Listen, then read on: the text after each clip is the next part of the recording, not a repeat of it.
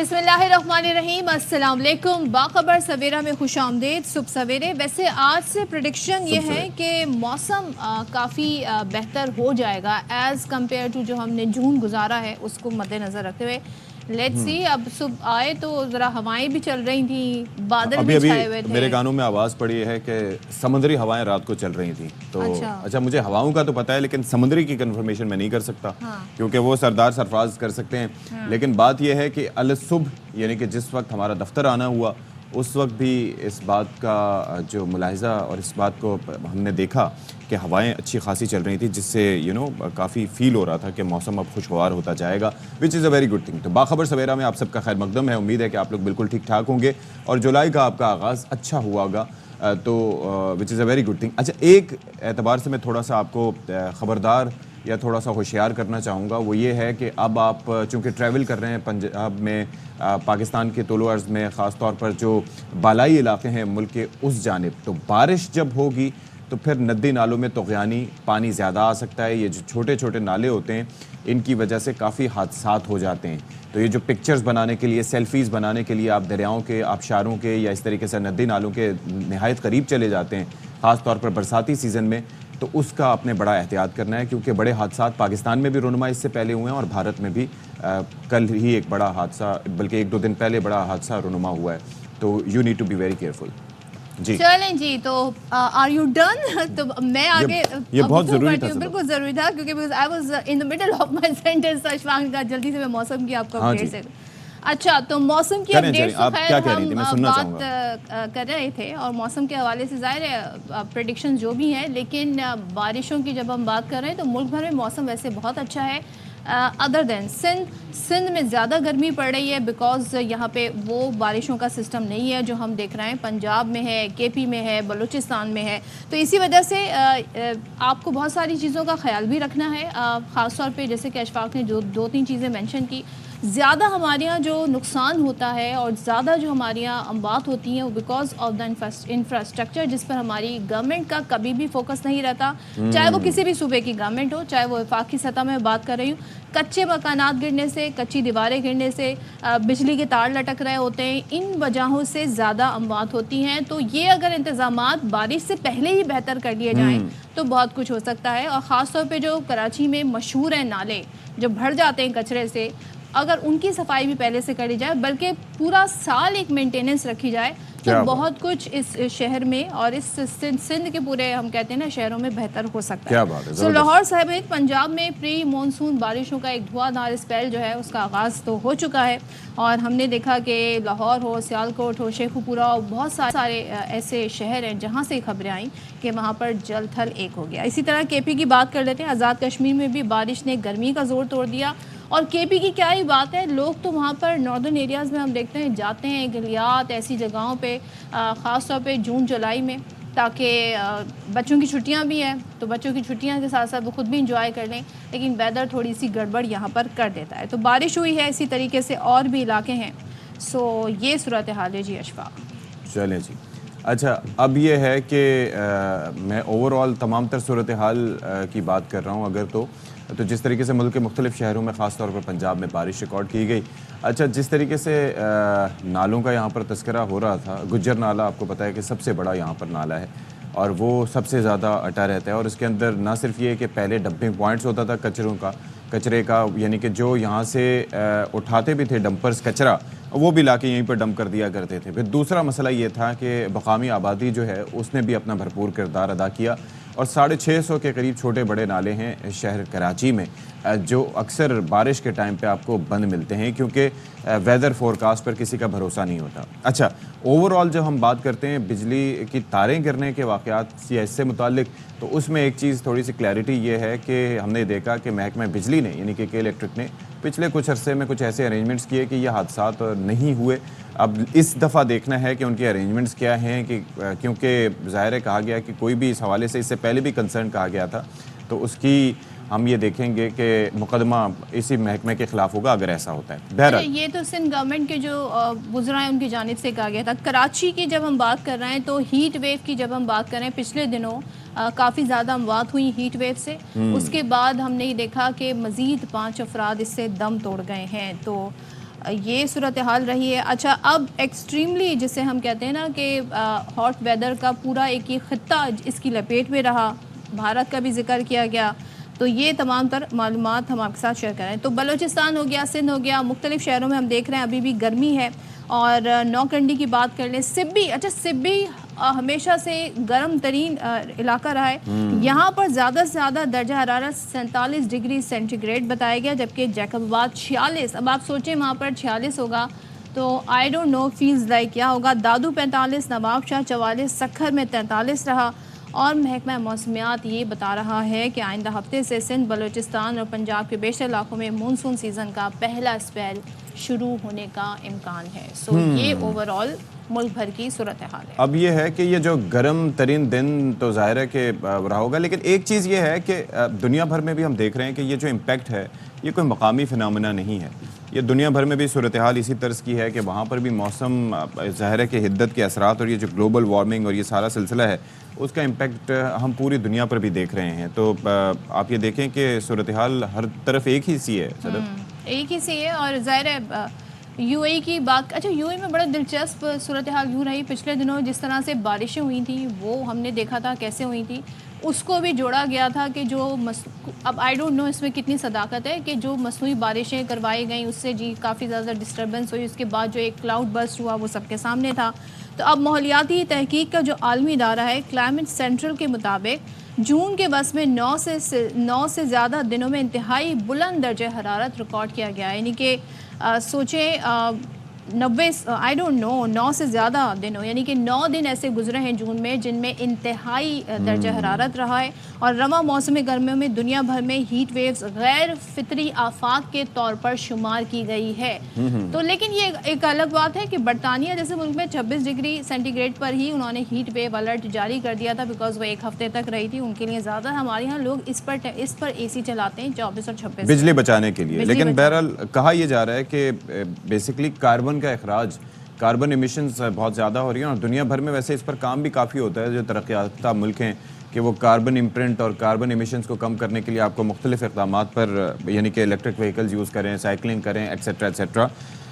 लेकिन अब ज़ाहिर है कि इससे जो तरक्की पजीर मुल्क हैं वहाँ पर उतने इस हवाले से अरेंजमेंट्स नहीं है। अच्छा, भारत में अब तक की सबसे तवील हीट वेव रिकॉर्ड की गई है और साइंसदानों ने यह खबरदार भी किया है कि अगर रिवायती ईंधन का इस्तेमाल मौजूदा शरह से जारी रहा तो गर्मी की शदीद तरीन लहर में इजाफा हो सकता है। अच्छा, आपने साइकिलिंग का जिक्र किया। साइकिलिंग बड़ा ज़बरदस्त एक ऑल्टरनेटिव है, लेकिन हमारे यहाँ जिस तरह का वेदर है उसमें साइकिलिंग भी बड़ा अजाब लोगों के लिए बन सकता है। सड़कें ज़ाहिर है, और फिर एक यहाँ पर जो एक स्नैचिंग वाला इशू है वो भी है। यहाँ पे सिर्फ स्नैचिंग नहीं होती है, उसमें आपकी जान ले लेते हैं, तो ये बड़ा एक मसला है। और दूसरे जो पब्लिक ट्रांसपोर्ट की जितनी सहूलत होगी उतना लोगों के लिए इधर से एक जगह से दूसरी जगह आना आसान होगा। उस पर भरोसा आप इंटरनेशनली आप जाके देखें, आप टर्की में देखें, किसी और कंट्री में, दुबई में जाके देखें, यूके में देखें, उनका जो एक पूरा सिस्टम है, आई डोंट नो हम वहाँ कब तक आप पहुंचेंगे। वहाँ पर ना भी जाएं, आप इस्लामाबाद में जाके देख लें, वहाँ पर लोग मेट्रो यूज़ करते हैं, आप लाहौर में यूज़ करते हैं। तो बहरहाल अब ये है कि बिजली की बदतरीन लोड शेडिंग पे हो ये रहा है कि गुज़िश्ता रोज़ लियाकताबाद FC एरिया में मुश्तइल अफराद ने के इलेक्ट्रिक के दफ्तर पर धावा बोला। और चूँकि बिजली की लोड शेडिंग जारी है, सारा सिलसिला जारी है, तो उसके बाद शहरियों की जानिब से ये इक़दाम उठाया गया। लेकिन ज़ाहिर है कि हम इस तरह की किसी भी इक़दाम की हिमायत नहीं करते। अच्छा, ये हुआ क्या है कि जो FC एरिया में के इलेक्ट्रिक के दफ्तर पर धावा बोलकर गाड़ियों के शीशे भी तोड़े। अब जिनकी गाड़ियाँ खड़ी थी उनका क्या कसूर था? या यहाँ पर इस तरह की तोड़ फोड़ से तो ज़ाहिर है कि आपका मतलब हल नहीं होता, मकसद हल नहीं होता। तो इस तरह के किसी इक़दाम की हम हिमायत नहीं करते। लेकिन बात यह है कि शहरी परेशान, ज़ाहिर है कि जिस तरीके से शदीद गर्मी हो सदर और उसमें बिजली भी आपके पास दस्तयाब ना हो तो परेशानी तो ज़ाहिर है होती है।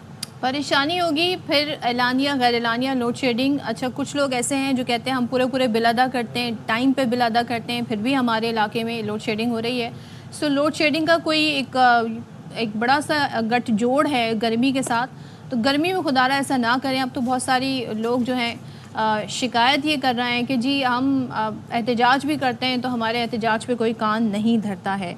सो ये है, अब अवामी नुमाइंदे इस पर आवाज़ उठाएं तो बहुत अच्छा है, लेकिन अवामी नुमाइंदे जो हैं उनकी सियासत में हम देख रहे हैं कि तेज़ी भी आती जा रही है। और जब हम सिंध की बात करते हैं तो सिंध में जो दो जमातें हैं बड़ी, जिसमें MQM है और पाकिस्तान पीपल्स पार्टी है। पीपल्स पार्टी तो गवर्नमेंट का हिस्सा है। MQM काफ़ी ज़्यादा हमें कहते हैं ना जारहाना मिजाज में नज़र आई और कोटा सिस्टम के हवाले से गुफ्तगू की जा रही थी। कल हमने देखा सिंध असेंबली में काफ़ी ज़्यादा माहौल गर्म हुआ और इल्ज़ामात एक दूसरे पर लगाए गए। इल्ज़ाम शुरू हुआ जो कि एक कहते हैं ना जिसने ले जाके पीपल्स पार्टी को एक ऐसे पॉइंट पे लेकर चले गए जिसे आप ब्रेकिंग पॉइंट कहते हैं, जहाँ पर पीपल्स पार्टी ने कहा बस अब तो कामरान टिसोरी साहब जो कि गवर्नर सिंध हैं वो इस्तीफ़ा दे दें, क्योंकि हमारे जो कायद हैं उनके हवाले से MQM ने बड़े गलत अल्फाज इस्तेमाल किए। अब MQM कह क्या रही है? MQM ने कहा जी कि पाकिस्तान की तकसीम और साजिश पर सियासी मोहर किसने जब्त की? उन्होंने नाम लिया जुल्फ़िकार अली भुट्टो साहब का। फिर चेयरमैन MQM खालिद मकबूल सिद्दीकी ने मज़ीद कहा कि यहाँ पर एक जागीरदाराना निज़ाम है, कोटा सिस्टम है और तमाम तर जो लोग हैं शहरी इलाकों के उनको यहाँ पर जिस तरीके से जाली डोमिसाइल बनवा के बसाया गया है, नौकरियाँ हड़प की गई हैं, 40% कोटे पर अमल हुआ या नहीं हुआ, इसका हमें जवाब दिया जाए। अच्छा जी, अब ये हो गया है कि एक तो मैं हैरान इस बात पे हुआ कि जुल्फ़िकार अली भुट्टो साहब को नॉर्मली इस मामले में नहीं लाया जाता, लेकिन इस बार बात इस नहज पे पहुंच गई कि उनका भी तस्करा खालिद मकबूल सिद्दीकी साहब ने करना मुनासिब समझा। बहरहाल इस पर रिएक्शन सामने आया पीपल्स पार्टी का और फिर उन्होंने गवर्नर सिंध कामरान टिसोरी से इस्तीफ़े का मुतालबा कर दिया। शर्जील इनाम मेमन कहते हैं कि MQM क़यादत जुल्फ़िकार अली भुट्टो के ख़िलाफ़ बयान पर माफ़ी मांगे और कहा कि खालिद मकबूल सिद्दीकी ने शहीद जुल्फ़िकार अली भुट्टो के ख़िलाफ़ जहर आलूद गुफ्तगू की, कोटा सिस्टम की बातें करना अफसोसनाक है। साथ में नासिर हुसैन शाह भी उनके हमरा मौजूद थे, तो सुन लेते हैं क्या कहा प्रेस कॉन्फ्रेंस में। वो मुत्तहदा कौमी मूवमेंट माफ़ी मांगे, गवर्नर सिंध फौरी तौर पर मुस्तफ़ा हो जाए। खालिद मकबूल सिद्दीकी ने शहीद जुल्फ़िकार अली भुट्टो साहब के खिलाफ भी जहर अंगेज गुफ्तगू की है। पाकिस्तान के खिलाफ गलत ज़बान, गलत बातें अल्ताफ़ हुसैन पहले से करता हुआ आया है। उस वक्त कभी भी खालिद मकबूल सिद्दीकी और कंपनी ने कभी भी उसके खिलाफ कोई बात नहीं की। आज भी ये उसके कहने पे चल रहे हैं। MQM ने नफरत की सियासत की है, आज भी नफरत की सियासत कर रहे हैं। दुम टेढ़ी की टेढ़ी रही। वो जो नफरत की सियासत है उसको इन्होंने खैराबाद नहीं कहा। जो ये बत्ताखोरी, बोरीबंद लाशें, वो लोग अब पीपल्स पार्टी के लोगों पर इल्जामात लगाएं, शर्म आनी चाहिए इनको। अच्छा जी, तो मामलात इस नहज पे पहुंच गए तो इस पर बात कर लेते हैं। MQM पाकिस्तान के रहनुमा अमीनुल हक साहब हमारे साथ मौजूद हैं। अमीनुल हक साहब, सबसे पहले तो ये है कि नॉर्मली हमने ये देखा कि ये सिलसिला नहीं रहा कि किसी मामले में जुल्फ़िकार अली भुट्टो साहब का तस्करा किया जाए, या इस बात से इज्तनाब बरतती हैं मुख्तलिफ सियासी जमातें जिनके आपस में शदीद इख्तलाफात भी होते हैं। तो इस बार खालिद मकबूल सिद्दीकी साहब ने उनका तस्करा करना मुनासिब समझा। बात इस नहज पे पहुंच गई है कि यहाँ पर आपने तस्करा किया, फिर उनके रिएक्शन पे भी हम बात करेंगे। देखिए, मेरा ख्याल है कि अशफाक सच कहना, हक बात कहना, मेरा ख्याल है किसी खौफ पे नहीं आना चाहिए, बल्कि बताते रहना चाहिए। मेरा ख्याल है कि ये बात तो तमाम अखबारात में जो 70 की दहाई में देखें तो तमाम अखबारात में मौजूद है ना। इधर मुद्दत का नारा किसने लगाया था? जब वली खान मौलाना मुफ्ती महमूद ढाका में नेशनल असेंबली इजलास अटेंड करने जा रहे थे तो क्या कहा गया कि उनके टांगे तोड़ दी जाएंगी। फिर पहला सिविल मार्शल एडमिनिस्ट्रेटर कौन बना? भुट्टो साहब बने। फिर उसके बाद कोटा सिस्टम 73 के आइन में किसने लगाया? भुट्टो साहब के दौर में लगा। लसानी फसादात 72 में किसने कराया? उनके टैलेंटेड कजन जैसे मुमताज भुट्टो साहब वज़ीर आला सिंध हुआ करते थे। क्या इस तमाम अरसे में MQM मौजूद थी? MQM का तो वजूद भी नहीं था। इसका मतलब ये तमाम चीजें की गई। खालिद भाई ने बात की कि नेशनलाइजेशन कर ली गई। यस, तमाम फैक्ट्रियां जो कराची की थी, जो पूरे पाकिस्तान में, लेकिन असल 90% फैक्ट्रियां कहाँ थी? कराची के अंदर थी। उन तमाम लोगों को नेशनलाइज कर दिया गया। तो उसके बाद इनकी बेटी ये बातें आती है, आपकी बातें आती है तो डीनेशनलाइज कर लिया गया। लेकिन 71 का हवाला देना तो देखें, सबकी क्लोजेट में स्केलेटन्स मौजूद हैं। फिर कल को क्या, बल्कि नासिर हुसैन शाह साहब ने फिर हवाले भी दिए। उन्होंने कहा आप लोगों को शायद अभी भी लंदन से इंस्ट्रक्शन मिलती हैं। 2016 में क्या हुआ सबके सामने है। तो हर जमात अगर एक दूसरे के ऊपर कीचड़ उछालेगी तो सबके पास कुछ ना कुछ ऐसा है। तो यहाँ तो लोग मसाइल का हल चाह रहे हैं, आप लोग आपस में लड़ रहे हैं। दैट द पॉइंट है। बिल्कुल सदाफ, हम भी वे फॉरवर्ड चाहते हैं, आगे बढ़ना चाहते हैं। आगे बढ़ने के लिए हमने क्या किया, ये जो जैसे कहते हैं कि 8 अगस्त 2022 को जब 2023 को जब हुकूमत खत्म होती है तो मुलाजमतें क्या सिंध में रहने वाले तमाम लोगों को तमाम कौमियतों को बराबरी का हक़ नहीं मिलनी चाहिए। यस, हम कहते हैं कि अगर सूबे सिंध के अंदर सिंधी, पंजाबी, बलोच, पख्तून जो भी रहते हैं सबको बराबरी का हक देना चाहिए। लेकिन हुआ इस टॉयलेट, जब 8 अगस्त को हुकूमत जारी थी तो तमाम जगहों पे वॉक इन इंटरव्यू शुरू कर दिए गए। कराची के अंदर, हैदराबाद के अंदर उन तमाम लोगों को जिनका ताल्लुक कराची से नहीं, तो उनको नौकरियां दी जाने लगी। एमपीएम कोर्ट में चलेगी, कोर्ट ने जिसे कहते हैं कि एक अच्छा मेरिट पे फैसला किया कि यस, A ग्रेड से लेकर 5 ग्रेड तक और 6 से लेकर 15 ग्रेड तक मुकामी लोगों को नौकरियां दी है। अच्छा। मैं तो ये नहीं कहता कि अगर लाड़काना में कोई जॉब निकलती है तो लाड़काना के लोगों को ड्राइवर अपॉइंट करना चाहिए, क्लर्क अपॉइंट करना चाहिए। लेकिन इसी तरीके से अगर कराची में कोई जॉब निकलती है तो किसका हक बनता है? तब कराची के लोगों का बनता है। हाईकोर्ट ने ये फैसला दिया तो इसमें क्या बुराई है? हम तो इसके अप्रिशिएट करते हैं और कहते हैं कि यह जो 54,000 नौकरी पाबंदी लगाई गई, आप मेरिट की बुनियाद पर, आपके सारी प्रेस कॉन्फ्रेंस का जो हाईलाइट निकली, अमीनुल हक साहब आप ही मुझे बताएं वो हाईलाइट निकली क्या? उसका रिस्पांस सिंध गवर्नमेंट की तरफ से आया क्या? तो इश्यूज कुछ और थे और आपने जब उनके कायद की तरफ मामला मोड़ा तो फिर हाईलाइट और सुर्खियां कुछ और निकली हैं। फिर सारी प्रेस कॉन्फ्रेंस असल मामला दब गया। तब आप समझने की कोशिश करें, हमने क्या बात की? हमने तो मेरिट की बात की कि यस, जो 8 अगस्त जब हुकूमत जिस दिन खत्म हो रही थी, आप वॉक इन इंटरव्यू शुरू कर दिया था, हमने उसको रुकवाया और अपना रुकवाने के बाद जालों को नौकरी मिली तो नौकरियां मिलना रुक गई। और हमने ये बात कल के प्रेस कॉन्फ्रेंस में हाईलाइट की और हमने ये इसी तनासर में बताया कि 70 की दहाई में क्या हुआ कराची हैदराबाद से। वो लेकिन पॉइंट इज कि अब हुआ क्या है अमीनुल हक साहब, उसके नतीजे में आप ग्रेड 1 से 15 तक की नौकरियों की बात कर रहे थे। उन्होंने कहा कि चलें जी, अब गवर्नर साहब भी इस्तीफा दें क्योंकि आपने हमारे कायद की बात की है, आपने ये बातें की हैं। उन्होंने फिर आपके माजी को गिनवाने की कोशिश की। तो वो जो मकसद था बेसिकली वो ये था हक पर बात करना। मकसद ये था कि चीज़ों का बेहतर बनाना और जो अगर हक तलफी हो रही है तो उसका अजाला करना। लेकिन नतीजा उसका आपकी क्या जो एक्सपेक्टेशंस थी उनके मुताबिक निकला? देखिए, हाई कोर्ट का डिसीजन वाज वेरी गुड और हमने क्या कहा है कि कमेटी बननी चाहिए जो इन तमाम चीज़ों को जिसे मॉनिटर करे और मेक श्योर करे कि मेरिट की बुनियाद पर, सलाहियत की बुनियाद पर मुकामी लोगों को नौकरी मिलनी चाहिए, चाहे वो लाड़काना में हो या कराची में हो या बदीन के अंदर। मेरिट की बुनियाद पर मुकामी लोगों को नौकरी मिलनी चाहिए, इस पर किसी को नाराजगी नहीं होनी चाहिए। दूसरा, आपने बात की गवर्नर के हवाले से। देखिए, अगर आप गवर्नर को देखेंगे तो IT के हवाले से, मुख्तलिफ सामाजिक कामों के हवाले से एक अच्छा काम कर रहे हैं और ये काम सिंध हुकूमत के लिए गवर्नर अपॉइंट करना या निकालना ये वफाक का काम है। तो मेरा ख्याल है कि वो अपने हदूद से बाहर ना निकले, वफाक हुकूमत खुद इसके बारे में फैसला करेगी।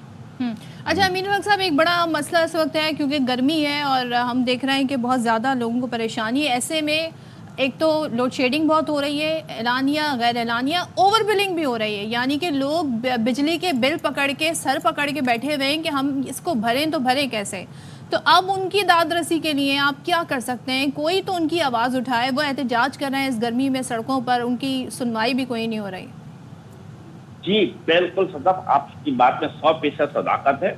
MPM पाकिस्तान समझती है कि के इलेक्ट्रिक एक माफिया के तर्ज पे काम कर रही है। के इलेक्ट्रिक की रियासत के अंदर रियासत बनाई हुई है, ना वो हमारी हुकूमत की सुन रही है ना वफाकी हुकूमत। तो यस, इन तमाम मसाइल को न सिर्फ हमारी हुकूमत बल्कि वफाकी हुकूमत आपस में बैठे और मेक श्योर करे कि अवाम को कैसे रिलीफ दिया जा सकता है। अभी पिछले 10 दिन 8 दिन मेरा ख्याल हीट वेव था। हीट वेव में क्या हम देख रहे थे कि हमेशा मतलब 8-8 घंटे 10-10 घंटे 12-12 घंटे लोड शेडिंग जारी थी और कई हलाकतें, कई दर्जन हलाकतें हुई हैं। हमने NDMA से बात की, PDMA से बात की कि कराची के अंदर कैंप लगाया जाए, हॉस्पिटल सिविल हो, जिन्ना है, अब्बासी शहीदी, सिंध गवर्नमेंट मलिर हॉस्पिटल है, इन तमाम जो मेक श्योर किया जाए कि इक्विपमेंट ऐसी मौजूद हो कि उनको फौरी से फौरी तमाम लोगों को रिलीज दिया जाए। अब्बासी शहीद में ट्रॉमा की मशीनें सर नहीं है, in case of an accident वहां पर किसी को नहीं ले जा सकता, बाकी क्या होगा।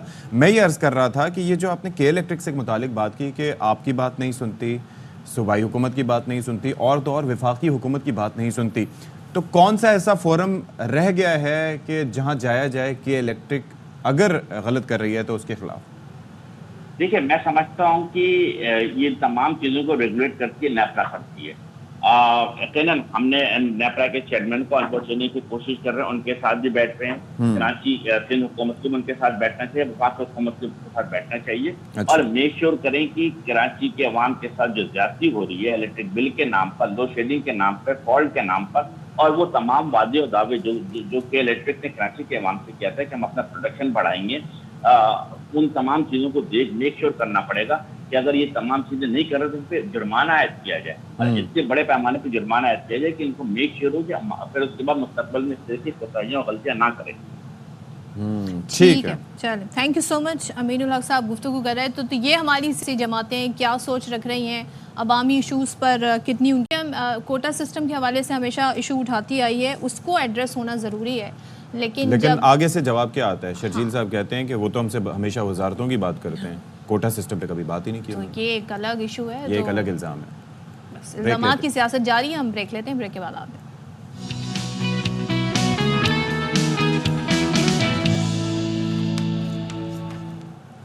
Welcome back once again. और हम बात कर लेते हैं ज़रा अमन अमान की सूरत हाल के हवाले से। तो केपी में 2 मुख्तलिफ ऑपरेशंस हुए जिसमें 9 दहशतगर्द हलाक कर दिए गए हैं, और ISPR की जानिब से बताया जा रहा है कि सिक्योरिटी फोर्सेस ने ज़िला खैबर का इलाका है तीरा में इंटेलिजेंस बेस्ड ऑपरेशन किया है, जिसके दौरान इंतहाई मतलूब दहशतगर्द कमांडर नजीब उर्फ अब्दुल रहमान और दहशतगर्द कमांडर अशफाक उर्फ माविया समेत 7 दहशतगर्द मारे गए हैं। अब ये भी बताया जा रहा है कि हलाक दहशतगर्द इलाके में दहशतगर्दी की मुतादिद कार्रवाइयों में मुलविस रहे थे और कानून नाफिज करने वाले इदारों को मतलूब थे। हलाक दहशतगर्दों से असला, गोला बारूद, धमाका खेज मवाद भी मिला है। मजीद ये बताया गया है कि ज़िला लकी मरवत में किए गए एक और ऑपरेशन में सिक्योरिटी फोर्सेस की मौसर कार्रवाई में मजीद 2 दहशतगर्द मारे गए हैं। इलाके में मुमकिन तौर पर मौजूद किसी भी दहशतगर्द के खात्मे के लिए क्लियरेंस ऑपरेशंस भी किए गए हैं। तो इंटेलिजेंस बेस्ड ऑपरेशन ISPR की जानिब से किए गए हैं। अच्छा, इस नौयत के ऑपरेशंस होते हैं जिनकी वजह से आप और हम महफूज अपने आप को तसव्वुर करते हैं, और जाहिर है कि IBOs होते हैं या इस तरह के क्लियरेंस ऑपरेशंस होते हैं, लेकिन आप ये देखिए कि दहशतगर्दों की इन्फिल्ट्रेशन जब होती है तो उसके बाद इस नौयत की कार्रवाइयाँ की जाती हैं। अच्छा जी, KP का तस्करा हो रहा है, तो अब ज़रा आपको यहाँ पर बता दें कि हुकूमत खैबर पख्तूनख्वा ने सोशल मीडिया मनसूबा दोबारा शुरू करने का फ़ैसला किया है, और सरकारी सोशल मीडिया के लिए सोशल मीडिया डायरेक्टरेट कायम किया जाएगा। और फिर यह है कि सोशल मीडिया मनसूबे के तहत इन्फ्लुएंसर्स को हुकूमती तशहीर इश्तिहारी मिशन दिए जाएंगे। अंदाजा करें, दैट्स इंटरेस्टिंग। ये और बड़ा इंटरेस्टिंग है। जो इन्फ्लुएंसर्स हैं उनके तो कहते हैं ना वारे न्यारे हो गए। अब सोशल मीडिया मंसूबे को कानूनी तहफ़्फ़ुज़ देने पर भी काम शुरू कर दिया गया है। इसके लिए बाकायदा प्रॉपर कानून साजी की जाएगी, कवायद ज़वाबित तय किए जाएंगे। अच्छा जी, PTI की गुज़िश्ता हुकूमत ने 1200 से ज़ायद इन्फ्लुएंसर्स के मंसूबे को निगरां हुकूमत ने ख़त्म किया था। 1200 से ज़ायद और 1200 से ज़ायद, और निगरां हुकूमत ने साबिक़ हुकूमत के सोशल मीडिया मंसूबे के खिलाफ कार्रवाई की सिफारिश भी तो की ये किसी जमात का होगा मंसूबा या किसी हुकूमत का होगा? अच्छा, क्या मेरा एक सवाल है, क्या कोई भी गवर्नमेंट अगर इस तरीके से इश्तिहारात देती है तो क्या वो इन्फ्लुएंसर्स जो हैं वो खुद इन्फ्लुएंस नहीं हो जाएंगे? ऑब्वियसली इन्फ्लुएंस होंगे ना। ये मासूमाना सवाल है मेरा। बहुत ज़्यादा इन्फ्लुएंसर्स रहेंगे। तो ये एक सोचना चाहिए, थोड़ी सी ना इसमें ट्रांसपेरेंसी होनी चाहिए। नहीं तो इसमें पैसे पार्टी फंड से जाएंगे या फिर हुकूमती फंड से जाएंगे? ये एक बड़ा सवाल है। तो क्योंकि हुकूमत तो सूबे की होती है, और जो मंसूबा जो है उसके लिए कितना बजट जो है वो एलोकेट किया गया है। ये बहुत सारे इश्यूज हैं जो इससे चलो KP चलो, वो एक नारा अक्सर लिखा होता था ना, चलो ओनली KP बेस्ड होना जरूरी है? पता नहीं जी। या मुल्क के किसी भी कोने से अगर आप इश्तिहार लेना चाहें गवर्नमेंट के, तो वो बड़े मुल्क के वसीतर मुफाद में चलो इन्फ्लुएंसर्स के भी वसीतर मफाद। हाँ जी, चले। अच्छा, तो अब ऐसे इंटरेस्टिंग चेहरे आपको देखने को मिलेंगे इस हवाले से, वो भी खैर आगे चल के देखेंगे। मर्दान से ज़रा आपको एक खबर देते हैं कि जहाँ पर हॉकी मैच चल रहा था और हॉकी मैच के दरमियान हुआ झगड़ा। कौमी टीम के खिलाड़ी ज़करिया हयात तमाशाई की जानिब से आवाज़ कसने पर तैश में आ गए और स्टैंड में कूद गए और तमाशाई को पीट दिया।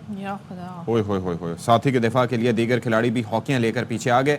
लोगों ने फिर बीच बचाव कराया। अच्छा, हमारे लोग भी अब ये सोशल मीडिया आने के बाद एक्सेसिबिलिटी बहुत ज़्यादा बढ़ गई है, तो वो हर किसी के बारे में कोई भी अल्फाज का इस्तेमाल करते हुए थोड़ा कतराते घबराते नहीं है, जिसको जो मर्जी है कह दिया। अब हमारे हॉकी के प्लेयर जो हैं उनकी फ़िटनेस पे आप सवाल नहीं उठा सकते। वो वाहिद प्लेयर हैं जो वाक़तन फ़िट होते हैं, वरना वो भाग नहीं सकते। और जितना उनका गेम होता है तो वो अपने पूरा उन्होंने फिटनेस जो है वो वहाँ पर जी बिल्कुल फुटबॉल और हॉकी के जो प्लेयर्स हैं, भागना वैसे वेरी डिफिकल्ट और झुक के भागना, हाँ, क्योंकि आपकी एक खास पोजीशन होती है जिसमें आप और इट्स वेरी आप डिफिकल्ट। पूछे ना उन खिलाड़ियों के गोडे और उनकी कमरे क्या हशर हो जाता है एक अरसे के बाद, because it's a very difficult sport. लेकिन फिटनेस भी देखें, हमें ऐसी वीडियोस आजकल बिकॉज सोशल मीडिया का जमाना है, सबके मोबाइल्स में कैमरास हैं, तो ये वीडियोस हमें, लेकिन अफसोसनाक वाकया, ऐसा नहीं होना चाहिए था। जो खिलाड़ी हैं उनको भी सब्र तहम्मुल का मुजाहरा करना चाहिए था, लेकिन जो लोग वहाँ पर जाते हैं, अगर आप हॉकी मैच देखने गए, even if the player is not performing, लेकिन थोड़ा सा एहतियात से काम लें, थोड़ा सा लोगों को ना सिविलाइज्ड होने की जरूरत, थोड़ा सा नहीं बहुत होने की जरूरत है भाई। अक्सर और बेशतर सोशल मीडिया पर ऐसे लोग होते हैं जो कमेंट कर रहे होते हैं, रिप्लाई मांग रहे होते हैं, आप अगर उन्हें रिप्लाई ना करो तो फिर उनकी तरफ से अजीब और गरीब किस्म की जो है ना मगरूर है, अपने आप को पता नहीं क्या समझती है, और फिर वो डिसेंसी के लेवल से भी नीचे गिर जाते हैं। तो अपनी जो, और अगर आप किसी को कोई मैसेज भी कन्वे करना चाह रहे हैं, तहजीब से कर दें, इसमें कोई हर्ज नहीं है। और अगर कोई जवाब आपको नहीं दे रहा या नहीं दे रही तो उसकी मर्जी, कोई और ढूंढ लें और नहीं, तू नहीं तो और सही, मतलब और नहीं तो और ऐसा सही शख्स ढूंढ लें कोई जो रिप्लाई आपको कर दे, ताकि आप इतना खैर चले जी कर लेते हैं, आपकी क्वेरी पहुंच गई। अच्छा जी, साहिवाल से एक खबर है, अफसोसनाक है खबर। नवाही गांव में मुजरे सेहत मशरूब पीने से 2 बच्चियां जाँ भाग हो गई हैं, और आप इनकी उम्रें चेक करें, छोटी छोटी बच्चियां हैं, जबकि 3 अफराद की तबीयत भी ख़राब हुई है। तीनों अफराद को अस्पताल मुंतकिल कर दिया, पुलिस इसकी तफ्तीश कर रही है। सो ये नहीं मालूम कि मुजरे सेहत मशरूब जो है कहाँ से आया था, कहीं से ख़रीदा था। तो वही जो हम अक्सर और बेशतर लोगों को कह रहे होते हैं कि जी एहतियात करें, ख़ासतौर पे जब आप इस तरह से बाहर चलते फिरते ठेलों से मशरूब पीते हैं, तो ज़रा सफाई का भी ख्याल देखा करें कि कितने हाइजीनिक तरीके से वो बनाए गए हैं। ये तो हम अक्सर कहते ही रहते हैं सदफ, क्योंकि ये बड़ा ज़रूरी, और छोटे बच्चे जो होते हैं ना, उनका मसला ये है कि उनकी इम्यूनिटी बहुत कम होती है, तो अल्लाह ताला बस रहम करे। और वो शुरू में इनिशियली बता भी नहीं पाते उनको क्या मसला हो रहा है। सांगड़ से खबर है, सांगड़ में अल्लाह वाला चौक पर फायरिंग से 2 राहगीर बच्चे ज़ख्मी हो गए हैं। अहले मोहल्ला के मुताबिक मामू भांजे के दरमियान फायरिंग हुई, जिससे बच्चे जद में आ गए। अस्पताल ज़राए का कहना है बच्चों की हालत ख़तरे से बाहर है और तिब्बी इमदाद जारी है। सो ये सोचें आप, फायरिंग का वाकया, 2 राहगीर बच्चे जख्मी। ये नहीं पता चला कि ये हुआ क्यों, किसने फायरिंग की। मामू भांजे के दरमियान फायरिंग हो रही है, क्या चल रहा है, और उसमें 2 राहगीर बच्चे जो है वो उसकी जद में आ गए। मैं हैरान हो रहा हूँ कि ये मामू भांजा मतलब कर क्या रहे हैं ये। अच्छा जी, अब ये है कि थोड़ा सा बात कर लेते हैं फ़ज़ाई आलूदगी का। और हम अक्सर ये बात करते हैं, मैं और सदफ़ अब्दुल जब्बार सन 2020 में ये बात किया करते थे कि सदफ़ अब तो ये मास्क का इस्तेमाल जो है ना ये पक्का हो गया है। और सदफ़ भी कहती थी हाँ इशफाक, स्टॉक पे स्टॉक लेते हैं हम लोग, और अब मास्क हमारे पास ना ख़त्म होने वाला है स्टॉक है। और यहाँ पर आके हम जो अपने नशिस्तें थी उन पर बैठने से पहले तक मास्क पहन के रखते थे, और अब हम ये कहते थे कि एक अच्छी चीज़ हो गई है कि हम हर तरह के जो पोल्यूटेंट्स हैं उनसे हम थोड़ा सा बच सकेंगे। हाँ। लेकिन साल गुजरा, वक्त बदला, हालात बदले, जज्बात बदले, और अब सैनिटाइजर कहाँ और मास्क कहाँ, और अब तो मेरे ख्याल में कोई ना पहचाने इसकी वजह से मास्क कोई पहने तो पहन ले, वरना नहीं पहनते। मेरे मास्क पहनने की वजह कोई ना पहचाने, कि कोई ना पहचाने, लेकिन मेरे बैग में मास्क होता है जस्ट इन केस, तो वो मैं ज़रा ख्याल रखती हूँ। मेरी गाड़ी में भी मास्क पड़ा होता है। लेकिन आप जब बात ये कर रहे हैं तो फ़ज़ाई आलूदगी एक बड़ा मसला बन गई है। और इशफाक, आप तो रोज बताया करते थे जी एयर क्वालिटी इंडेक्स क्या है, तो अक़वाम मुत्तहिदा ने आलूदा फ़ज़ा को दुनिया भर में, अब ये आप ज़रा गौर से सुनिएगा, क़ब्ल वक्त मौत का दूसरा बड़ा सबब करार दिया है। इस हवाले से हाल ही में रिपोर्ट जारी हुई है यूनिसेफ की बराए 2024, और जो एदाद व शुमार सामने आए हैं वो बताते हैं कि फ़ज़ाई आलूदगी के बायस 2021 में पाकिस्तान में 68,000 से ज़ायद बच्चों की मौत हुई, जबकि इसी साल दुनिया भर में मजमूई तौर पर 5 साल से कम उम्र 7 लाख बच्चे फ़ज़ाई आलूदगी के बायस लुक़्मा अजल बने। अब इस तरीके से मज़ीद बताया जा रहा है कि जो आलूदा शहर हैं उसमें जो रहने वाले बच्चे हैं उसमें फेफड़ों की सलाहियत 20% कम हो जाती है, और माँ के पेट में भी बच्चे की सेहत असरअंदाज। आप अंदाज़ा कीजिए। तो इसी पर ज़रा बात कर लेते हैं। हमारे साथ स्टूडियोज़ में मौजूद हैं president elect Pakistan pediatric association doctor Wasim Jamalvi साहब। अस्सलाम वालेकुम। अस्सलाम वालेकुम जमालवी साहब, कैसे हैं? So good to see you after a long time. हाँ, ये मुझे बताएं कि फ़ज़ाई आलूदगी पे हम सदफ से ही कह रही थी कि हम बात करते रहते थे और हर रोज़ मैंने एयर क्वालिटी इंडेक्स का खोला होता था कि जी आज जो है वो, और फिर हम बताते भी थे कि जी 0 से 50 ठीक है, 50 से ऊपर 50 से 100 जो है वो फिर मॉडरेटली डेंजरस है, फिर 100 से 150 तक जिनको जो सेंसिटिव ग्रुप्स हैं उनके लिए ख़तरनाक है, फिर उससे ऊपर तो तबाही है। तो यहाँ पर तो 400, 500 मुख्तलिफ एरियाज़ में रिकॉर्ड होते रहे। और फिर मैंने एहतियातन ये भी चेक किया कि दुनिया के क्या ऐसे भी ममालिक हैं जहाँ पर 50 तक है, तो पता चला कि 10-10 भी है भाई, बहुत सारे ममालिक हैं। तो ये आखिर वजह क्या है और ये इम्पैक्ट हमें किस तरह से करता है, और ख़ास तौर पर बच्चों? Very good. देखें, इसमें हम 2 इश्यूज़ को लेके चलते हैं। एक तो ये कि ऐसा होता क्यों है, और ये हम सब जानते हैं कि ऐसा क्यों हो रहा है। इसकी एक बहुत बड़ी वजह जो पोल्यूशन की है वो आपकी ट्रैफिक है, ठीक है। इसके अलावा इंडस्ट्रीज़ हैं जो कि उस चीज़ को, उस क्राइटेरिया को जिस पे कि उसको ख़त्म करना चाहिए और डस्ट बाहर नहीं आए, उस चीज़ को पूरा लेवल तक नहीं लेके जाते, ठीक है। तीसरा, हम खुद भी उसके ज़िम्मेदार हैं, जो कि पर्सनली लोग हैं जो कि कूड़ा जलाना होता है, जो सबसे ज़्यादा कॉमन है हमारे हर इलाकों में, जिसको जलाया जाता है, उसकी वजह से बड़ा मसला होता है। ये तो हो गया आउटडोर, ठीक है। अब इंडोर में अगर आप देखें तो इंडोर पोल्यूशन जो है वो और ज़्यादा डेंजरस है। इंडोर पोल्यूशन में जो सबसे चीज़ है वो आपका किचन है। किचन में अगर हम यूज़ कर रहे हैं, जो कि गैस वगैरह यूज़ कर रहे हैं, LPG यूज़ कर रहे हैं, दैट्स गुड, ठीक है। लेकिन हमारे यहाँ हर जगह ऐसा इस्तेमाल नहीं होता है, स्पेशली रूरल एरियाज़ में। वहाँ पर वो उपले और हाँ, यस, और वो लकड़ी इस तरह से जलाई जाती है। अगर वो ओपन एरिया में है तो फिर वो जनरल पोल्यूशन में जाता है, लेकिन अगर वो क्लोज एरिया में है वो किचन, तो वो फिर इंटरनल पोल्यूशन है, and that is more dangerous. क्योंकि अगर इस बंद एरिया में अगर वो पोल्यूशन आ रही है तो वो ज़्यादा डेंजरस है, क्योंकि कंटिन्यूसली आ रही है, ठीक है। और एक होती है हमारे यहाँ पैसिव स्मोकिंग। जी जी, वो तो बड़ी कॉमन है, वो बड़ी की हमने पैसिव स्मोकिंग बहुत की है भाई, सामने पिए जा रहे हैं, हाँ, हम यहाँ पर बैठ के, और हम बोल भी नहीं सकते, और बच्चों के सामने भी करते हैं। हाँ, आप सोचिए, और यही से ही सबसे मसला खतरनाक होता है, बच्चों के सामने और प्रेग्नेंट वुमेन्स के सामने। अच्छा, और ये मुझे बाद में पता चला कि जो एक्टिव स्मोकर होता है उससे ज़्यादा आप बैठे हुए मुतासर हो रहे होते हैं, क्योंकि वो तो चलो स्मोकर तो एक दफ़ा लेता है ना, पैसिव स्मोकर तो मुस्तकिल जब तक है वो लिए जा रहे हैं, तो वो ज़्यादा ख़तरनाक होता है। तो ये वो चीज़ें हैं जो कि पोल्यूशन को बढ़ाती हैं मुस्तकिल।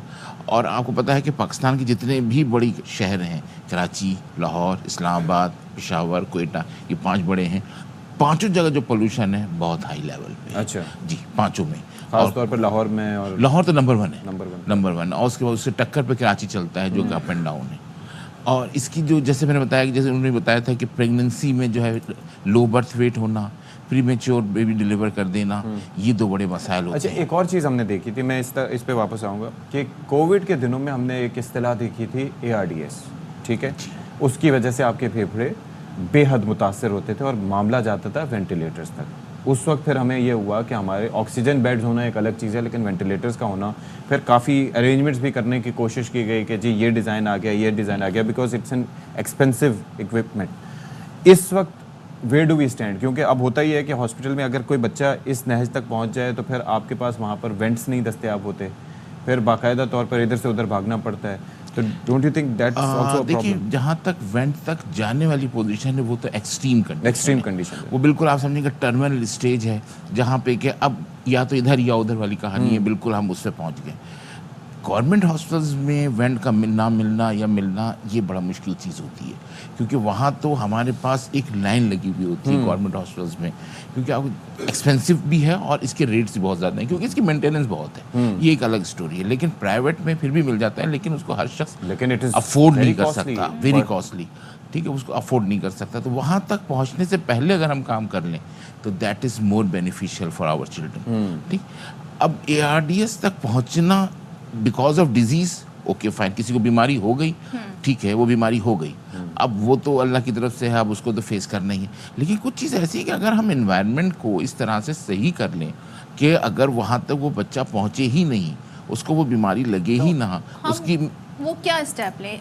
Yes. एक होती है कलेक्टिव एफर्ट गवर्नमेंट के लेवल, एक होती है इंडिविजुअल। आप अपने घर से क्या शुरुआत कर सकते हैं आपका बच्चा महफूज रहे? देखिए, घर से जो हमें सबसे पहले शुरू करना है ना, हमारे यहाँ वेंटिलेशन ख़त्म हो गई है। पहले ज़माने के घर आप नोट करें, आज ज़्यादा पुराने नहीं, 20-25 साल पहले चले जाएं तो घर में वेंटिलेशन होती थी, खिड़कियाँ खुली हुई होती थी, दरवाजे खुले हुए होते थे। अब किस घर में खिड़की आप वेंटिलेशन करते हैं? डस्ट की वजह से लोग कहते हैं कि डस्ट अंदर आ जाएगी, तो जो अंदर की डस्ट है वो भी तो बाहर निकालनी है। फ्रेश एयर होनी चाहिए, फ्रेश एयर होनी चाहिए ना, fresh air is more beneficial. अब आप देखें कि आपके घर में खिड़की बंद होती है, दरवाजे बंद होते हैं, उनके ऊपर पर्दा डाला हुआ होता है क्योंकि आपको एसी चलाना होता है या वट जो भी चीज़ है, तो आपके अंदर की जो डस्ट है वो कहाँ जा रही है? वो वहीं पे रह रही है, वो वहीं रह रही है और वो मुस्तकिल आपके साथ से आपके फेफड़े में। अगर 10-15 मिनट को रोजाना को घर में थोड़ी नॉट 10-15 मिनट, ज़्यादा टाइम, आपको ज़्यादा टाइम खोलना है। In the early morning time खोलें, अर्ली मॉर्निंग टाइम खोलें, जितना फ्रेश एयर आएगी, जितना धूप आएगी, ये सब बेनिफिशियल है। धूप आना वो जो है आपके जो घर के अंदर माइट्स होते हैं, जो बारीक बारीक कीड़े होते हैं जो नज़र नहीं आ रहे, जो पर्दों में हमारे देखें ना, कर्टन जो लटकता है वो लटका रहता है सदियों, उसको धोना भी मुश्किल से उतरता है क्योंकि उसके धोने का उसकी शिरन ख़राब हो जाएगी, डिफरेंट चीज़ें। तो वो उसको ख़त्म करने के लिए हमें पर्दे हटाने हैं, खिड़कियाँ खोलनी है ताकि फ्रेश एयर आए। वो छोटे छोटे घरों में जाले लगे हुए होते हैं, ये ख़त्म होने चाहिए। यही तो प्रॉब्लम है घर में। अगर ये चीज़ें ख़त्म हो जाएंगी तो इंटरनल पॉल्यूशन खत्म होगी, इंटरनल पॉल्यूशन खत्म होगी तो फिर आपके बच्चे जो हैं, अंदर का भी एयर क्वालिटी इंडेक्स ज़्यादा इंपॉर्टेंट है। इसलिए कि बच्चा आपका कितनी देर बाहर जा रहा है, अगर वो स्कूल गोइंग है तो 6 घंटा 8 घंटा, लेकिन मैक्सिमम टाइम वहाँ कहाँ गुजार रहा है, एट होम। और अगर घर में कारपेट वगैरह है तो That is more proper dangerous. Vacuum cleaning होनी चाहिए। That is more dangerous. Carpet के नीचे आप देख लें, कभी भी आपने देखा हो कि कारपेट आपके घर में होती है या रग्स पड़े हुए हैं, कभी वो क्लीन होता है 100%? I don't think so. ठीक है, आप उसको कर लें जितना रखती हैं, अगर आप फाइन ओके फाइन, आप करें, क्लीन करें जितना, अगर रखना है तो उसको साफ़ करके रखें, लेकिन अगर वो साफ़ नहीं हो पा रहा है तो वो बहुत ख़तरनाक। अच्छा, और इसके अलावा क्या मेजर्स लिए जा सकते हैं? मिसाल के तौर पर देखिए, सबसे इम्पोर्टेंट तो यही घर है, की फ़ज़ा को, सबसे इम्पोर्टेंट तो ये है। इसके अलावा फिर आपका किचन, जो मैंने पहले आपको बताया था, किचन अगर आपका इस रुख पे बना हुआ है जहाँ से कि हवा आ रही है, तो वो उसका जितना भी धुआं है या जितना भी उसका है वो आपके घर में, अगर वो इस तरफ बना हुआ होगा तो वो फिर पॉल्यूशन आपकी बाहर निकलेगी, आपके घर में नहीं होगी। ठीक है, एग्जॉस्ट वगैरह भी, एग्जॉस्ट भी लगा लें आप, देखें हर घर में एग्जॉस्ट, ओके फाइन, ठीक है, नॉट बैड आइडिया, लेकिन ये है कि उससे जितना पॉल्यूशन बाहर निकलेगी उतना अच्छा है। ठीक है, फिर हमारे यहाँ मेकअप का इस्तेमाल होता है बहुत कॉमनली, या परफ्यूम्स का इस्तेमाल होता है, ये चीज़ पॉल्यूशन नहीं कर रही है, लेकिन अगर कोई बच्चा जो कि ऑलरेडी इन्फेक्टेड है या एलर्जिक है तो वो ज़्यादा मुतासिर होगा अगर आप बंद कमरे में करें। अच्छा, बच्चों की इंटेक क्या हो, मतलब खाने पीने में बच्चों की इम्यूनिटी बढ़े, ऐसी क्या फ्रूट्स हैं, क्या चीज़ें हैं जो बच्चों को थोड़ा हेल्दी रखें? या जैसे उनको मेडिसिन वगैरह दी जाती हैं, कोई मल्टीविटामिन्स वगैरह? क्यों?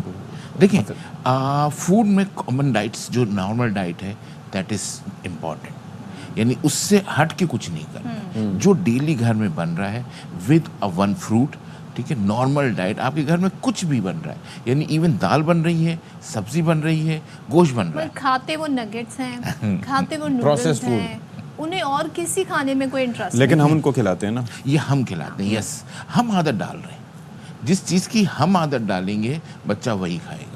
देखिए, हम बच्चे पे इल्ज़ाम लगाते हैं, डॉक्टर साहब मेरा बच्चा तो यही खाता है। नहीं, मेरा बच्चा ये नहीं खाता है, मेरा बच्चा वो खाता है जो शुरू से मेरे बच्चे की माँ ने उसको खिलाया। हम एक जगह जाना हुआ, वहाँ पर वो एक डॉक्टर साहब थे, तो उनके पोते वहाँ पर मौजूद थे, तो उन्होंने जब उनके सामने कोल्ड ड्रिंक आई तो उन्होंने पूछा उनसे कि बाबा व्हाट इज़ दैट, यानी कि उनको बच्चों को पता ही नहीं था कि उन्होंने कोल्ड ड्रिंक नहीं देखी थी, और वैसे जब उनको पिलाएं एक दफ़ा तो फिर उसके बाद आप रोक, फिर हम इल्ज़ाम बच्चों ही पे डालते हैं कि डॉक्टर साहब मेरा बच्चा तो खाता ही यही है इसलिए हम उसको ये देते हैं। नहीं, खाता नहीं है, हमने उसको शुरू किया है तो आपने डेवलप किया। यस, बिल्कुल ठीक है। Thank you so much doctor Wasim हमारे साथ थे। एहतियात करें, अब बड़ी फ़ज़ाई आलूदगी, ज़्यादा बच्चे इससे मुतासर हो रहे हैं, तो अपने घर में जितनी आप सफाई रखेंगे, और जैसे कि रग्स वगैरह हैं, अगर आप उसकी प्रॉपर क्लीनिंग नहीं कर सकते कारपेट की, तो बस उन्हें डिस्कार्ड कर दें, और पर्दे कर्टन साफ रखें। दूसरे है कि घर में जो है वेंटिलेशन प्रॉपर होनी चाहिए। जी, मैं कोशिश ये करता हूँ कि प्रॉपरली जो है वो आप खुले रहें, खिड़कियाँ वगैरह, इससे हटके कि जब एसी आपको चलाना हो तो। ऐसे ही है।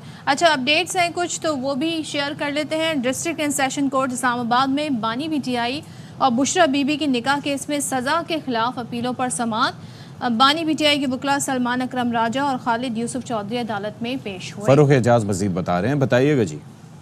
जी बिल्कुल, बानी पीटीआई और बुशरा बीबी की दौरान इद्दत निकाह केस में सज़ा के खिलाफ अपीलों पर समाअत शुरू हो चुकी है, क्योंकि इस्लामाबाद हाई कोर्ट ने 1 माह में इन अपीलों पर फैसला करने का हुक्म दिया था। तो आज इस केस पर बाकायदा समाअत का आगाज हो गया है और एडिशनल डिस्ट्रिक्ट एंड सेशन जज अफजल मजूका इस केस पर समाअत कर रहे हैं।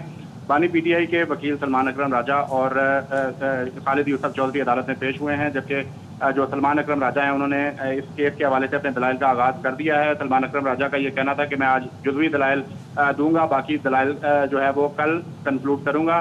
सलमान अकरम राजा का ये कहना था कि सुप्रीम कोर्ट में मखसूस नशिस्तों का भी केस है, जिसकी वजह से वो आज मुकम्मल तौर पर दलाइल नहीं दे सकेंगे। जज अफजल मजूका का ये कहना था कि आपके पास आज भी और कल भी मुकम्मल टाइम है, जितने आप दलाइल देना चाहते हैं वो दे सकते हैं। सलमान अकरम राजा ने दलाइल देते हुए ये कहा कि बदनीयती और फ्रॉड में जो चीज़ मुश्तरका है वो इरादा होता है। इसके साथ ही साथ सलमान अकरम राजा का ये कहना था कि अगर रुजू का हक था तो वो एक सिविल मामला है, इसका क्रिमिनल केस से कोई ताल्लुक नहीं बनता। उन्होंने ये भी कहा कि ये कह देना काफ़ी नहीं कि मैं रुजू कर लेता। सलमान अकरम राजा ने दलाइल देते हुए ये कहा कि एक दिन निकाह हुआ और दूसरे दिन खबर मानिका को इसका पता चल गया, लेकिन वो फिर भी खामोश रहे। अगर फ्रॉड हुआ था तो उस वक्त अदालत जाते और कहते कि उन्होंने रुजू करना था। सलमान अकरम राजा के दलाइल अभी जारी हैं।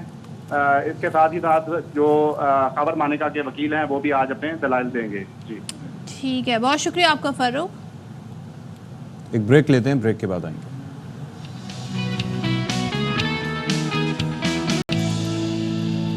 अच्छा जी, एक अफसोसनाक पहलू ये है कि ये बलूचिस्तान में कुछ वाक़यात रिपोर्ट हो रहे हैं। हमने तेंदुए से मुतालिक कहा था, फिर एक और वाक़या रिपोर्ट हुआ और अभी एक और वाक़या सामने आया है। उसकी वीडियो सामने आई है जिसमें खुजदार की तहसील के पहाड़ों पर शहरियों ने 2 नायाब भेड़ियों को मार दिया है।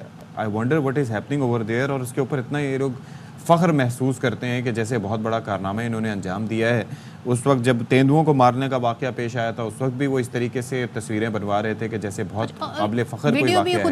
वीडियो भी खुद ही बनवा रहे थे। हालांकि ये आप सोचें कि ये जानवर इस दुनिया से, इस खत्ते से और ख़ास तौर पर हमारे मुल्क में तो वैसे ही नायाब हैं, तो इनके जितनी इनका ख्याल रखा जाए। फिर उसके ऊपर सोशल मीडिया पे ये आर्गूमेंट सामने आ रहा था कि भाई ये आबादी के करीब आ जाते हैं, आबादियों को नुकसान पहुंचाते हैं, तो भाई ये तो आप उनको खोज लगा के उनको ढूंढ के जंगलात उनको मार रहे हैं जहां पर इनका बसेरा होता है। तो इसमें हुकूमत की रिस्पॉन्सिबिलिटी बड़ी इसमें होती है कि आप इन जानवरों की हिफाजत करें, इनको महफूज बनाएं। ये भेड़ियों के साथ जो सलूक रवा रखा गया और जिस तरह से उन्हें मारा गया और उनकी खाल हासिल करने के लिए, तो फिर जो WWF के पाकिस्तान के मुशीर हैं मुअज़्ज़म खान साहब, उन्होंने इस वाक़े को अफसोसनाक करार दिया है, but obviously that is not enough.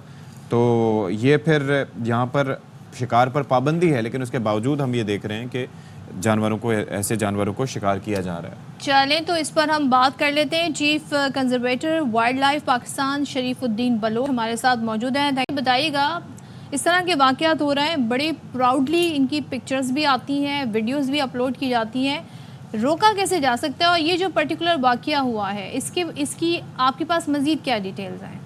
कौन थे ये लोग? Thank you sir. सबसे पहले मैं शुक्रिया अदा करता हूँ एयरवाइज चैनल का कि ये एक अहम इशू है वाइल्ड लाइफ कंजर्वेशन या फॉरेस्ट कंजर्वेशन, इसको हमें ऑनलाइन दिया। मैडम, बात ये है कि बिल्कुल आप सही फरमा रहे हैं कि ये जिस तरह उन्होंने सोशल मीडिया पे पिक्चर या वीडियो अपलोड करके फिर फखर के साथ इसको सोशल मीडिया पर देते हैं, अफसोसनाक मैं भी इसको कहता हूँ। लेकिन दूसरी तरफ देखते हैं कि बलूचिस्तान अल्हम्दुलिल्लाह बहुत रिच है वाइल्ड लाइफ की जितनी भी स्पीसीज है। अगर हम मैमल्स को देखते हैं, बर्ड्स को, रेप्टाइल्स को, एम्फीबियंस को, तो पूरे पाकिस्तान के सूबों को जीबी को एक तरफ और बलूचिस्तान को एक तरफ रखते हैं, तो इसके बावजूद किसी का 56% से ज्यादा अर्क स्पीसीज हमारे पास मौजूद है। ये 97 तक का रिपोर्ट है। अच्छा, अभी मजीद अगर हम इन्वेस्टिगेट करेंगे तो हमें बहुत चलें, ठीक है। शरीफुद्दीन बलोच साहब, थोड़ा सा आपकी आवाज़ हम सही तरीके से नहीं सुन पा रहे, लेकिन जाहिर है कि हमारा यहाँ पर बैठ के अफसोस करना या आपका वहाँ पर बैठ के अफसोस करना दैट इज़ नॉट इनफ। इसके लिए मेजर्स लेने चाहिए ताकि इन लोगों को रोका जा सके जो कि ऐसे इक़दाम करते हैं, क्योंकि जानवर हमारे पास वैसे ही ये जो नायाब जानवर हैं ये ना होने के बराबर हैं। अच्छा जी, अब हमारे पास क्या है खबर जिसका हमने करना है? हमें बताया जा रहा है जी कि पुलिस को मसरूफ़ करने के लिए, पुलिस के पास वैसे क्या कम काम है, जो ये काम भी अब सौंपा जा रहा है। तो अब बिजली चोरी जो है वो रोकने और जो ओवर बिलिंग है उसको रोकने के लिए ख़ास तौर पे हम ये देख रहे हैं कि बाकायदा तौर पे असाइन कर दिए गए पुरकशिश पैकेज पावर डिवीज़न ने इनामात के लिए।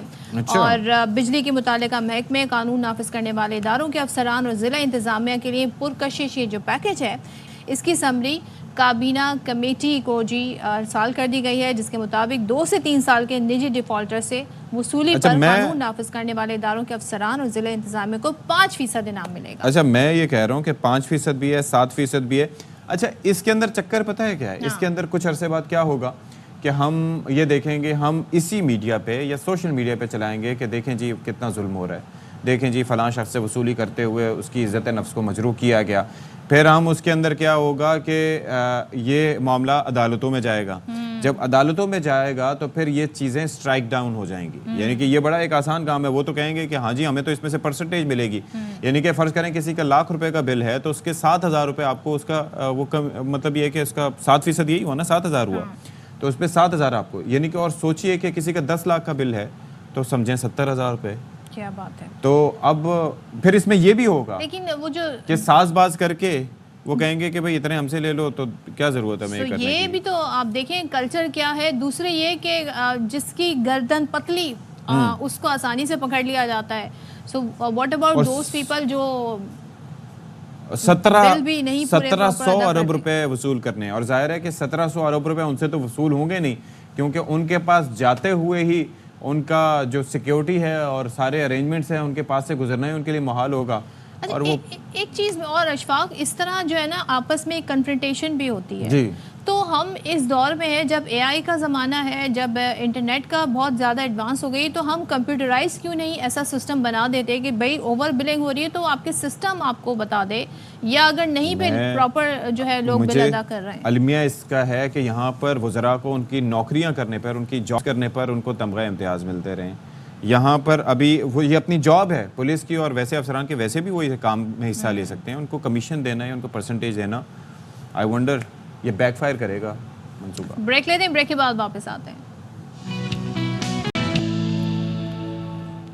बिस्मिल्लाहिर्रहमानिर्रहीम, अस्सलाम वालेकुम। बाखबर सवेरा में एक बार फिर से आप तमाम लोगों का खैर मकदम, जो पाकिस्तान के अंदर हैं, पाकिस्तान के बाहर हैं, दुनिया में किसी भी मुकाम पर मौजूद हैं, पाकिस्तानी हैं या फिर उर्दू समझते हैं और तो बोलते हैं। देवियों सजनों तो मित्रों नहीं किया। नहीं जी, नहीं किया। उस पर मैं देवियाँ भूल जाता हूँ और मैं भूलना चाहता हूँ देवियों को, और आप जो हैं वो मित्रों और सजने का तस्करा करता हूँ, लेकिन आपसे वो हजम नहीं होता, तो फिर अब क्या कर सकते हैं।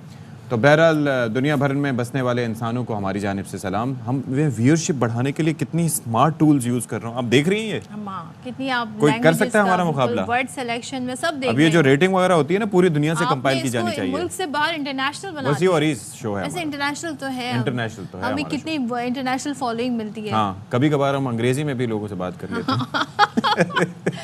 ये हमारे जो कि बड़े अच्छे ज़बरदस्त गेस्ट होते हैं तो उनसे भी कभी हमारा तारुफ हो जाता है। सो एक अच्छा एक चेंज आ जाता है। सो वैसे अशफाक, टू बी ऑनेस्ट, गर्मी के जो दिन है वो थोड़ा सा लोगों को मैंने ये देखा है एनर्जी, क्योंकि आपकी ड्रेन ज़्यादा हो रही है तो लथार्जिक भी बहुत ज़्यादा वो एक्टिविटी नहीं रही जो एक्सरसाइज के लिए लोगों को चाहिए होती है। बस लोगों को लग रहा है घर से बाहर ही ना निकले। अच्छा, इवेंट भी लोग इस तरह प्लान कर रहे हैं कि अच्छा कहाँ है, ओपन एयर है या इंडोर है। बॉडी को समझें। मैं ये पढ़ता हूँ तो उससे अंदाज़ा होता है कि किन चीज़ों में मैग्नीशियम से आपके जिस्म पे क्या असर होता है। मतलब बनानास खाएं, किस वजह से खाए जाते हैं, कौन से ऐसे फ्रूट्स या फूड्स होते हैं जो आपको आपकी एनर्जी को रिजुविनेट करते हैं। ये जो निमकोल होता है या ऐसा पानी जिसके अंदर जिससे आपके इलेक्ट्रोलाइट्स बहाल होते हैं, वो आपके लिए कितना फ़ायदेमंद होता है। शुगर इंटेक कम करने से आपके जिस्म पर क्या मुस्बत असरात होते हैं। बहुत लोग एक्सरसाइज नहीं करना चाहते लेकिन वो अपने आप को फिक्स कर सकते हैं डाइट से। लेकिन क्या गर्मियों में आपकी शुगर कम लेवल कम नहीं हो जाता बिकॉज आपके स्वेटिंग?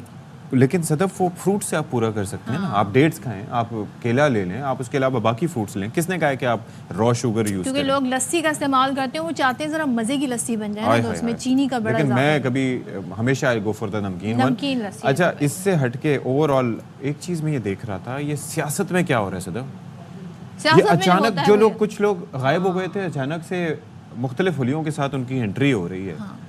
मतलब अगर हम तहरीक इंसाफ के मुख्तलिफ रहनुमाओं की बात करें जो एकदम पार्टी उस वक्त छोड़ गए थे, फिर उसके बाद पार्टी में वापस आए, तो अब उसके अंदर हो ये रहा है कि जो लोग मौजूद थे ऑलरेडी उनमें एक सरासीमगी सी फैल गई है, एक कन्फ्यूजन सी फैल गई है।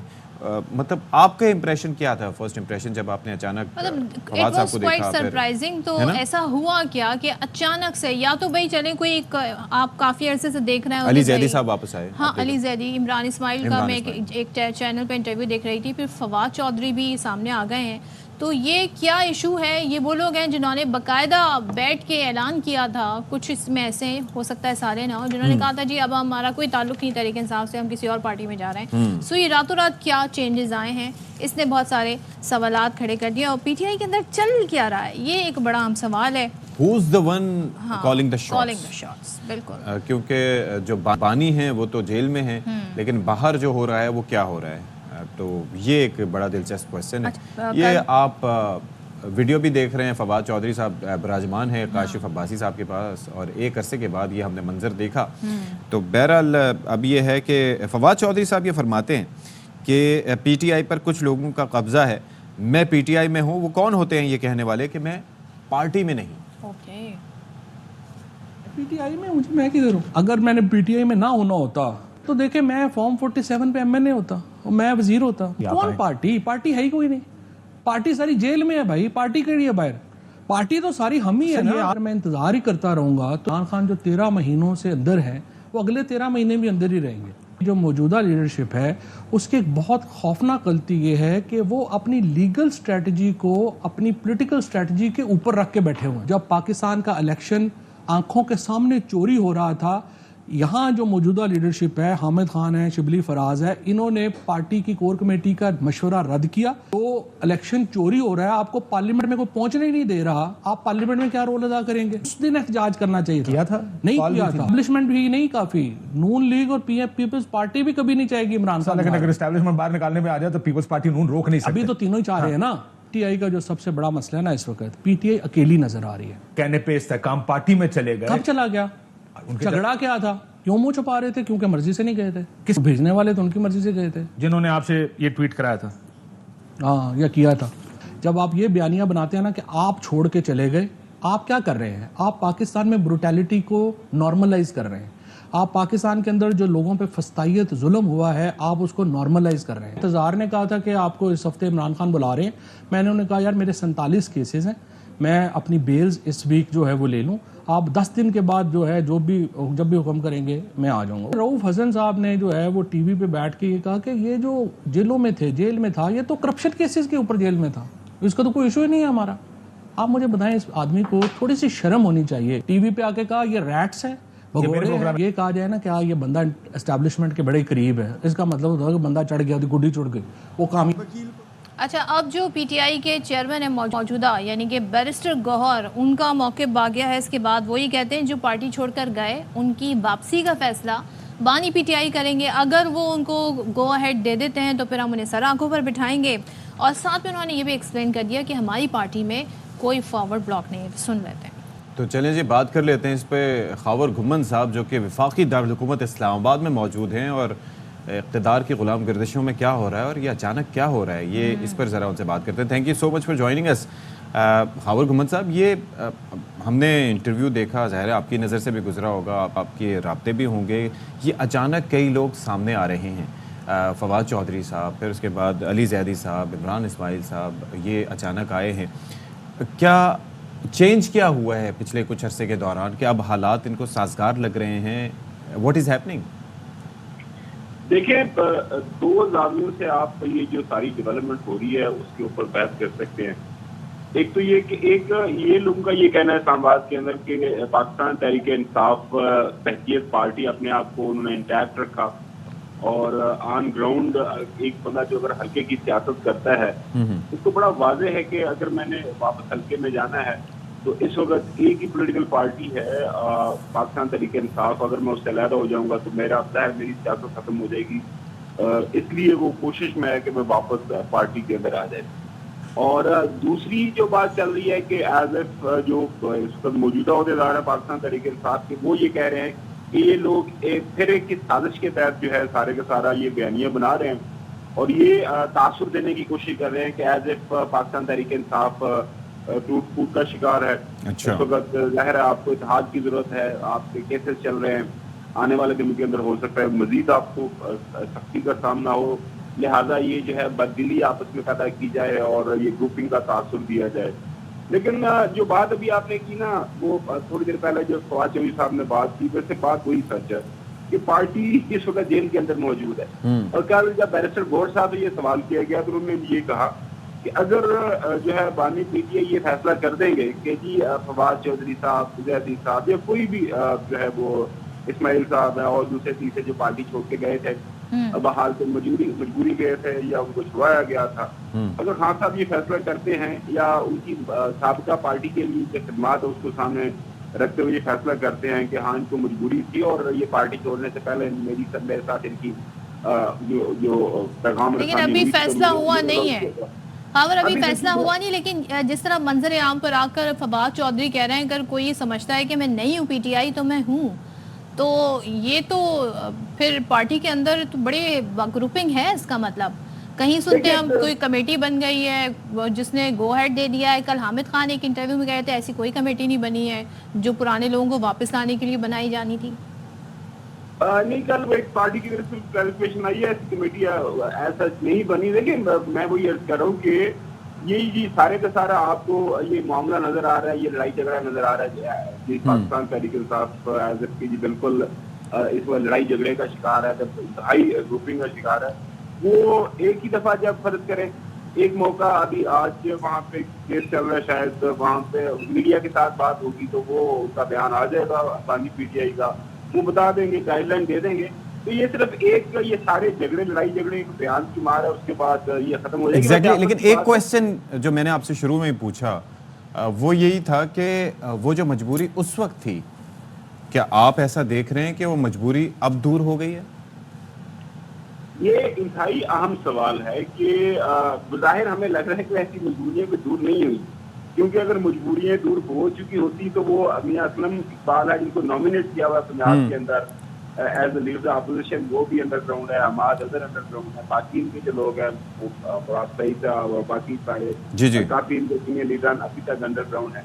तो वो ये जो तासुर है कि मजबूरियां दूर हो गई हैं वो ऐसा लग नहीं रहा। मैंने जिस तरह किया कि फर्ज करें मैं फवाद चौधरी साहब की अगर हम बात कर रहे हैं तो फवाद चौधरी साहब जेल के अंदर रहे हैं और उस वक्त जो कुछ हुआ वो उनकी अगर साइड की स्टोरी सुने तो जाहिर है वो भी पूरे को 6 महीने जेल के अंदर रहे हैं, जो सोबतें उन्होंने भी बर्दाश्त की हैं और उनकी फैमिली के साथ जो कुछ हुआ।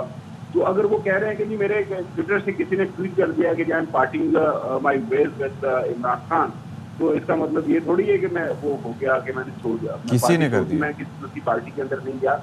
तो देखिए ये बड़ी अजीबोगरीब किस्म की कहानियां हैं, कुछ ऐसी चलिए ये तो एक इंडिविजुअल केस हो गया ना, बाकी उन्हें तो प्रेस कॉन्फ्रेंस करके कहा।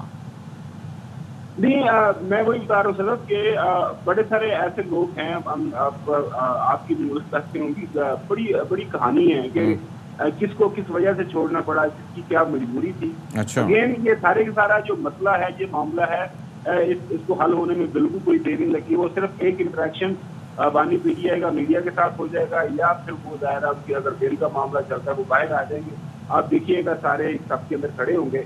हाँ, अगर इमरान खान रात सवाल हुआ, अगर इमरान खान बानी पीटीआई ये चाहता है कि जनाब फवाद चौधरी मेरा पार्टी का ऐसा नहीं होंगे तो फिर फवाद चौधरी साहब बानी पीटीआई की मर्जी के बरखलाफ तो पीटीआई का हिस्सा नहीं रह सकते।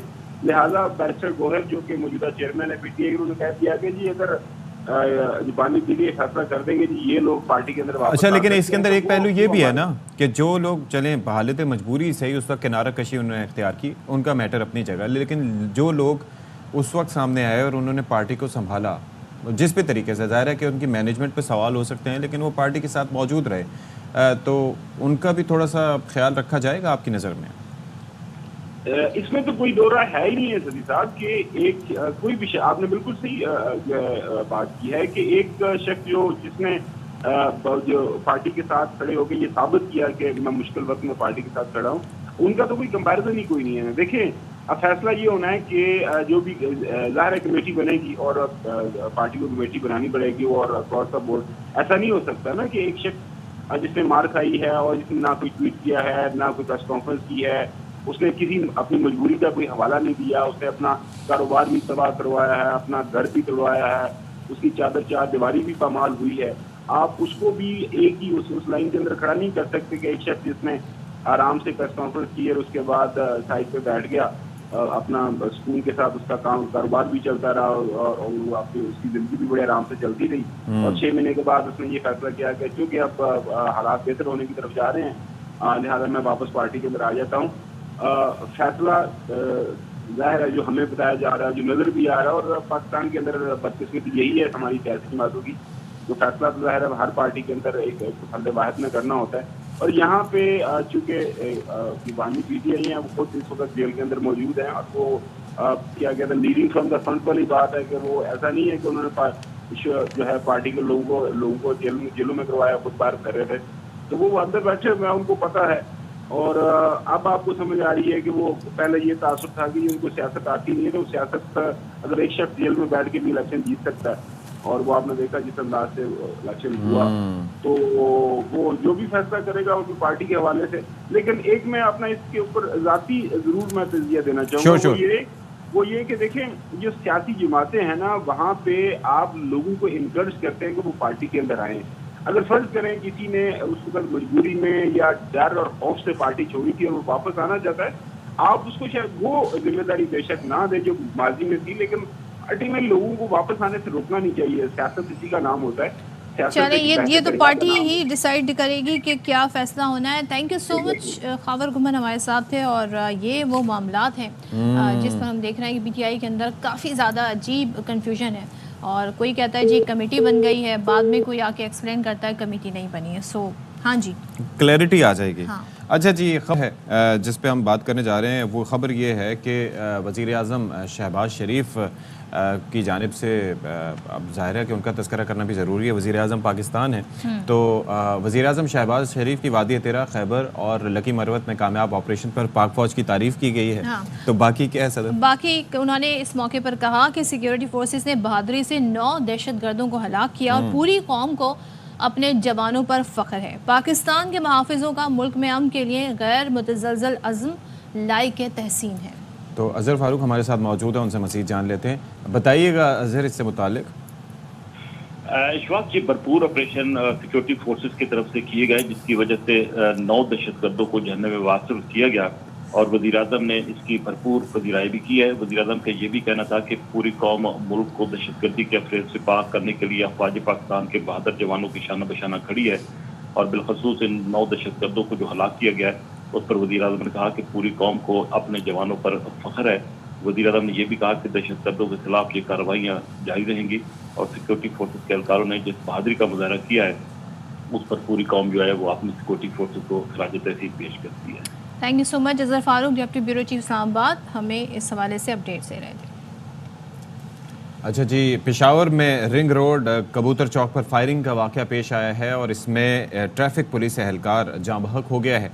पुलिस के मुताबिक ट्रैफिक एहलकार मोहम्मद ताहिर ड्यूटी ख़त्म करके घर जा रहा था। इत्तला मिलते ही पुलिस अफसरान भारी नफरी के हमरा मौके पर पहुँच गए।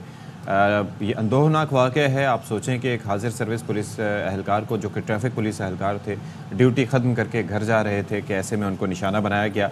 अब इस हवाले से इन्वेस्टिगेशन होगी तो फिर अंदाज़ा होगा कि ये किस नौइयत का वाक़या है, ये टारगेट किया गया। ऑब्वियसली बज़ाहिर ये चीज़ें नज़र आ रही हैं, कोई ज़ाती दुश्मनी थी या क्या था, लेकिन अफसोसनाक वाक़या है।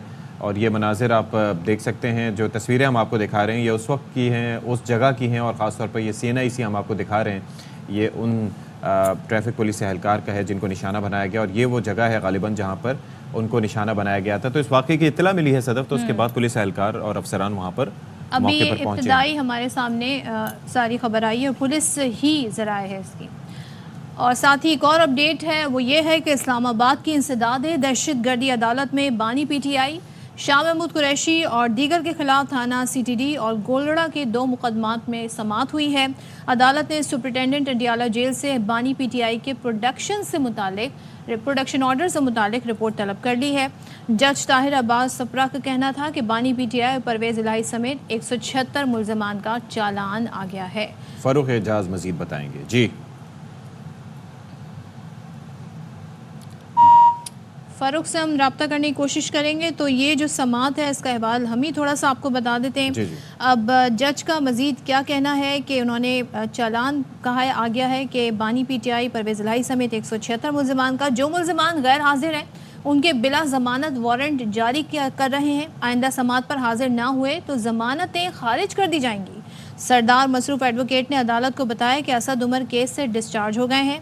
अदालत ने समात 29 जुलाई तक मुलतवी कर दी है और बानी PTI समेत 200 से ज़ायद अफराद पर तोड़ फोड़ के 2 मुकदमात हैं। अली नवाज जमान, उमर अयूब, अली अमीन गंडापुर तोड़ फोड़ केसेस में अबूरी जमानत पर हैं।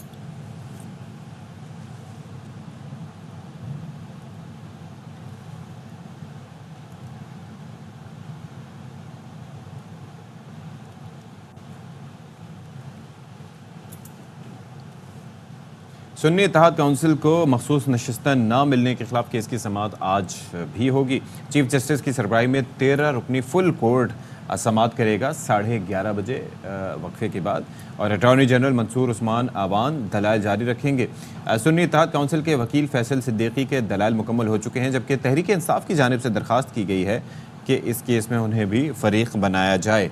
तो राजा मोहसिन एजाज हमें मज़ीद तफसीलात देंगे केस की समात से मुताल्लिक। जी देखिए, 11:30 बजे समात का वक्त है सुप्रीम कोर्ट ऑफ पाकिस्तान में, और चीफ जस्टिस ऑफ पाकिस्तान की सरबराही में 13 रुकनी फुल कोर्ट इस केस की समात करेगा। गुज़िश्ता रोज अटॉर्नी जनरल की दलाइल जारी थे जब ये समात इख्तिताम पर पहुंची थी, और आज होने वाली समात के मौके पर भी अटॉर्नी जनरल ही अपने दलाइल का सिलसिला जारी रखेंगे।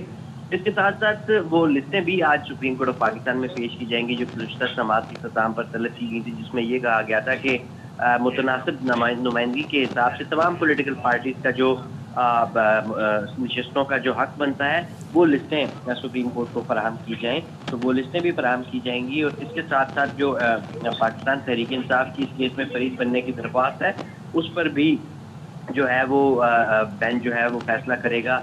और अटॉर्नी जनरल के और अगर PTI के वकला के अगर आज दलाइल मुकम्मल हो जाते हैं तो फिर ये भी मुमकिन है कि आज केस का फैसला महफूज कर लिया जाए। ठीक है, बहुत शुक्रिया आपका।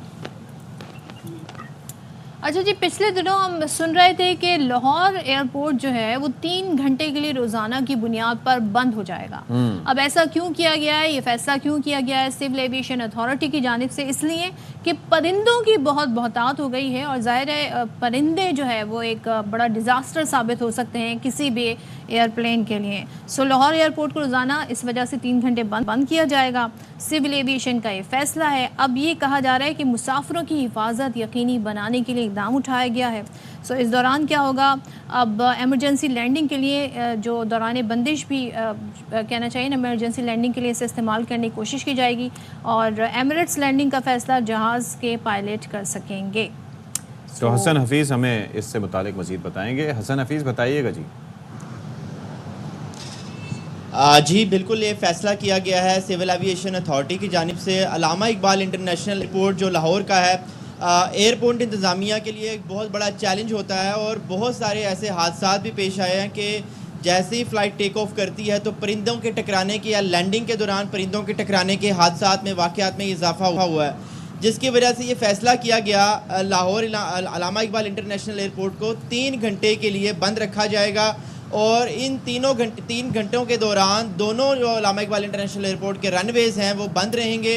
ये जो टाइम जो रखा गया है वो सुबह 5 बजे से सुबह 8 बजे तक रखा गया है, और इस दौरान कोई भी फ़्लाइट जहाँ ना टेक ऑफ होगी ना लैंडिंग की जाएगी दोनों रनवेज़ पर। और ये नोटम जारी किया गया है पूरी तमाम जो इंटरनेशनल हवाई अड्डे हैं उनको ये नोटम भिजवा दिया गया है। जो चौधरी नज़ीर अहमद ख़ान हैं इसके जो मैनेजर हैं अल्लामा इकबाल इंटरनेशनल एयरपोर्ट के, उनकी तरफ से ये कहा गया है कि ये फ़ैसला जो मुसाफिर हैं उनकी हिफाजत के लिए किया गया है, और इसके बाद जो है वो तमाम जो दोनों रनवे क्योंकि बंद रखे जाएंगे, और इसके साथ साथ जो इंतज़ामिया है उसको ये हदायत भी जारी की गई हैं, और ये भी फैसला किया गया है कि कोई भी एमरजेंसी लैंडिंग की सूरत में जो दोनों रनवेज़ हैं उनको ये वहाँ पर जो यूज़ किया जा सकता है। तो इसका फ़ैसला जो एमिरेट्स है उसका फ़ैसला पायलट्स करेंगे, और ये तमाम सूरत हाल का जायज़ा वक्तन फ़वक्तन सिविल एविएशन अथॉरिटी लेती रहेगी। तो वजह क्या है, क्यों इतनी बहुतात हो गई है? उमूमन क्या ऐसा होता है या ये गैर मामूली अनोखी कोई बात है? देखिए सदफ, ये 1 साल से हर ये मामूल है और ये मानसून के मौसम में किया जाता है और इस मौसम में जो है वो ये हर साल किया जाता है और 2 महीने का इसका दौरानिया है। 10 जुलाई से लेकर 10 सितंबर तक इसका ये दौरानिया होता है और इस दौरान हर साल इसको बंद रखा जाता है और ये मानसून के मौसम में परिंदों की बहुतात होती है और इसकी वजह से जो है ताकि कोई ऐसे हादसा ना पेश आए, क्योंकि माजी में और मौजूदा सूरत हाल में कई मरतबा ऐसे हादसा देखने में आए हैं कि जैसे ही फ़्लाइट टेक ऑफ करती है या लैंड करती है तो परिंदे टकराते हैं, जिसकी वजह से एक बहुत बड़ा चैलेंज होता है अल्लामा इकबाल इंटरनेशनल एयरपोर्ट पे। और देखा जाए तो ये सराउंडिंग्स जितनी भी है एयरपोर्ट की, वहाँ दूर दूर तक ये भी हदायत जारी की गई कि जो लोग हैं वहाँ पर जो होटल्स बने हुए हैं वो अपने खाने जो हैं वो बाहर ना फेंकें ताकि परिंदों की बहुतात वहाँ ना हो। एयरपोर्ट की हदूद में परिंदों से बचने के लिए कई दफ़ा जो है वो हदायत जारी की गई और कई दफ़ा इसके हवाले से जो है वो सर्वेस भी किए गए कि जितने भी सराउंडिंग्स में घर हैं वो छतों पर जो हैं वो परिंदों को जिस तरह से दाना डालते हैं तो वहाँ पर भी वो ना डालें और जो होटल्स हैं उनको भी ज़रा एहतियात बरतें। ये एहतियात करें। आप वैसे तो आप बड़ा खैर का काम कर रहे हैं, thank you so much Hasan Hafeez, लेकिन आप ये सोचें अगर आप एयरपोर्ट के अतराफ़ में रहते हैं तो आपको इन कामों से गुरेज करना चाहिए। परिंदों की बहुतात बहुत सी जानों के लिए बहुत नुकसानदेह साबित हो सकती है और पता चले आप अपनी भलाएं टाल के दूसरों के सर पे डाल रहे हो, तो ये तरीक़ेकार बी वेरी केयरफुल। ब्रेक लेते हैं जी, ब्रेक के बाद आएंगे।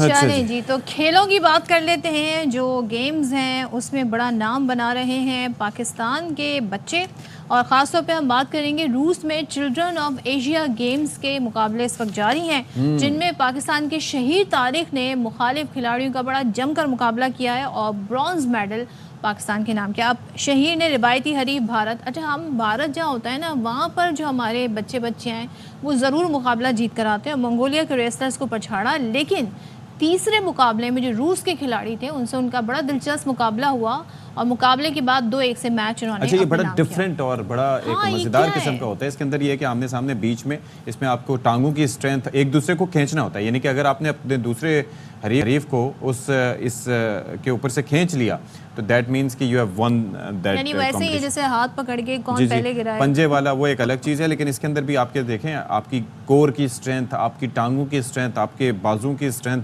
ये बड़ी चीज़ें काउंट होती हैं। ये एक अलग बात है कि थोड़ा सा मुख्तलिफ इसका अंदाज़ है। जैसे एक फुल ब्लोन रेसलिंग होती है वो एक अलग चीज़ होती है, ये एक अलग मतलब तरह तरह की एक तरकीब इस्तेमाल की जा रही हैं।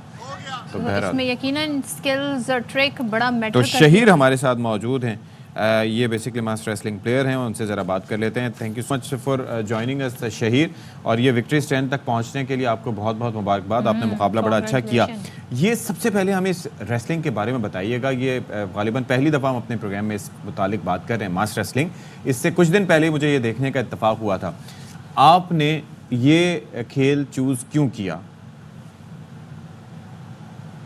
ये मेरे कोच हैं जो मोहम्मद साहब, वो मेरे कज़न भी आया, उन्होंने मुझे कहा था कि ये करो, और मैंने जब ये इसकी प्रैक्टिस की तो मुझे मेरे दिल में भी शौक पैदा हुआ और मैंने भी ये शुरू की और अल्हम्दुलिल्लाह आज मैं क्या बात तो शहीर, जैसे कि अशफाक ने भी पूछा, ज़रा हमें इसके बारे में बताइएगा, ये कैसे रेसलिंग होती है, कितनी ड्यूरेशन होती है और क्या ट्रिक्स या क्या हरबे आजमाए जाते हैं अपने मुखालिफ को हराने के लिए? इसमें बहुत सारी तकनीक भी हैं, ये जो पता है इधर इसमें उधर जाओ या जैसे भी खेलो, ये इसमें बहुत सारी मेहनत करनी पड़ती है और ये दौर है और तकनीक भी है इसमें बहुत ज़्यादा, और ये मैंने बहुत ज़्यादा ट्रेनिंग की है इसके लिए। इसके लिए ट्रेनिंग करनी क्या पड़ती है शहीर? मतलब किन चीज़ों पर फोकस करना होता है? टांगे मजबूत होनी चाहिए, कमर ज़्यादा, कोर की एक्सरसाइज ज़्यादा होती है, बाजुओं को ज़्यादा स्ट्रेंथ देनी होती है, क्या करना होता है?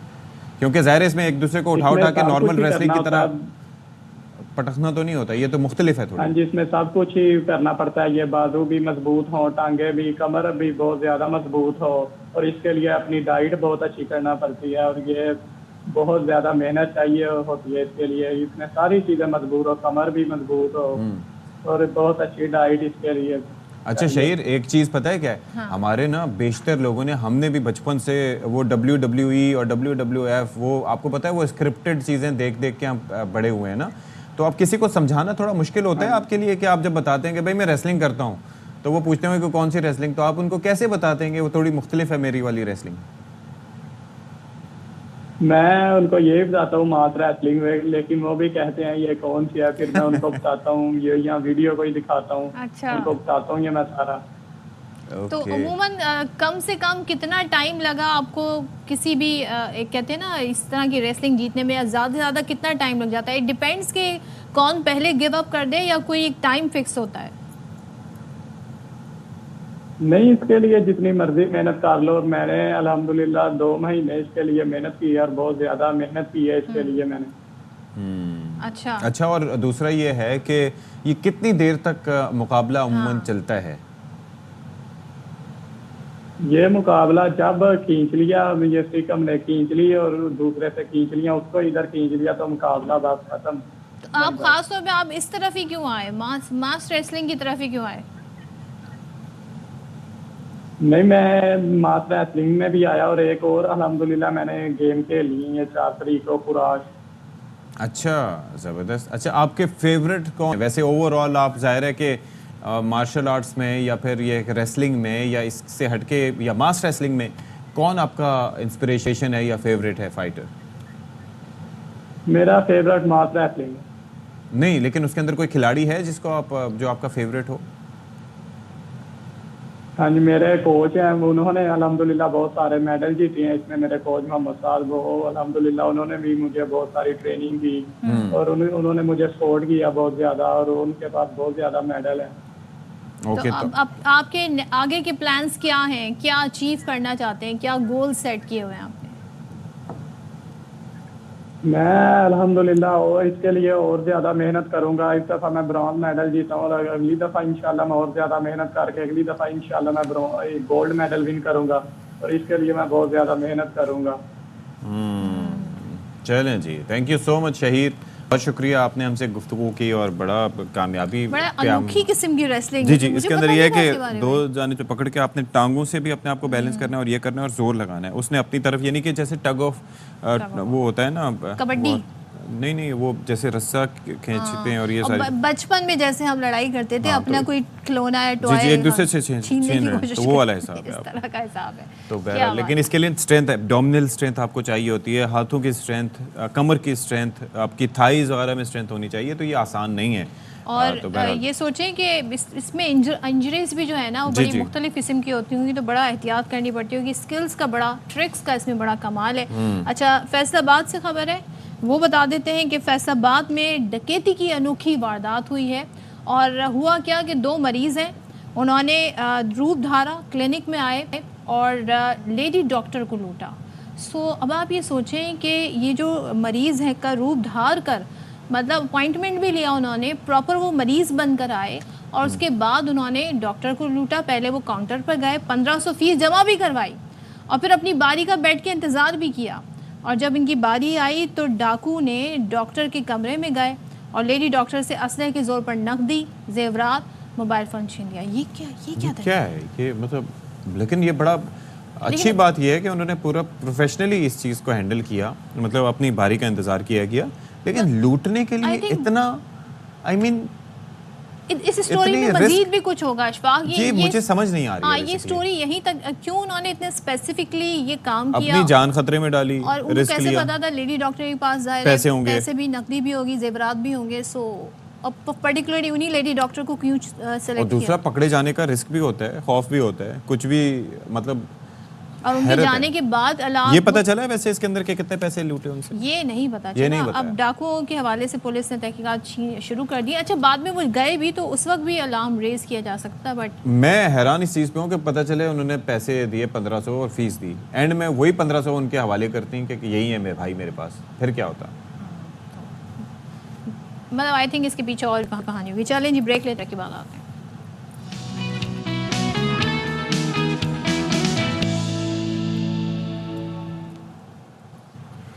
एक और अपडेट है, वो बता दें आपको, Lahore high court election tribunal ने NA 117 से अलीम खान की कामयाबी के खिलाफ इंतखाबी उज़रदारी पर समाअत के दौरान इलेक्शन कमीशन के वकील को रिकॉर्ड पेश करने के लिए मोहलत दे दी है। 117 ये वो हल्का है लाहौर का जहां से अलीम खान कामयाब हुए और अदालत ने अलीम खान के वकील को जवाब दाखिल कराने की हिदायत कर दी है। आबिद खान से मजीद डिटेल जान लेते हैं। बताइए आबिद। जी जी आबिद। जी हेलो। जी आप हमें सुन सकते हैं आबिद? अच्छा जी, आबिद खान से हमारा राब्ता नहीं हो सका, लेकिन अदालत ने इलेक्शन कमीशन के वकील को रिकॉर्ड देने के लिए मोहलत दी है और अदालत की अलीम खान के वकील को जवाब दाखिल कराने की हिदायत सामने आई है और आबिद खान अब मज़ीद हमें तफसील दे पाएंगे इसकी। जी आबिद।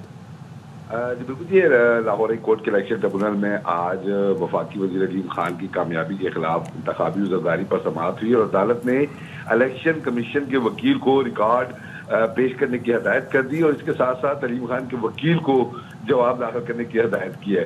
आज अलीम खान के वकील ने इंतखाबी ज़रदारी पर अपनी जो है वो एतराज़ किया और ये कहा कि उनके जो है इस इंतखाबी ज़रदारी की कापी फराहम नहीं की गई, उन्हें ये इल्म ही नहीं है कि क्या इल्ज़ामात आयद किए गए। इस पर अदालत ने हदायत की है कि अलीम खान के वकील को एक कॉपी फराहम कर दी जाए। दरख्वास्त में ये मौक़िफ़ इख्तियार किया गया कि अलीम खान फार्म 45 के मुताबिक हार चुके थे मगर उन्हें फार्म 47 में कामयाब करार दिया गया। अदालत फार्म 45 के मुताबिक नजायज जारी करने का हुक्म दे और अलीम खान की जो जो कामयाबी का नोटिफिकेशन है उसे कलअदम करार दे। इस पर मजीद समाअत जो है वो 25 जुलाई को की जाएगी। जी ठीक है, आबिद खान आगाह कर रहे थे और इस पर मजीद समाअत 25 जुलाई को की जाएगी। Thank you so much.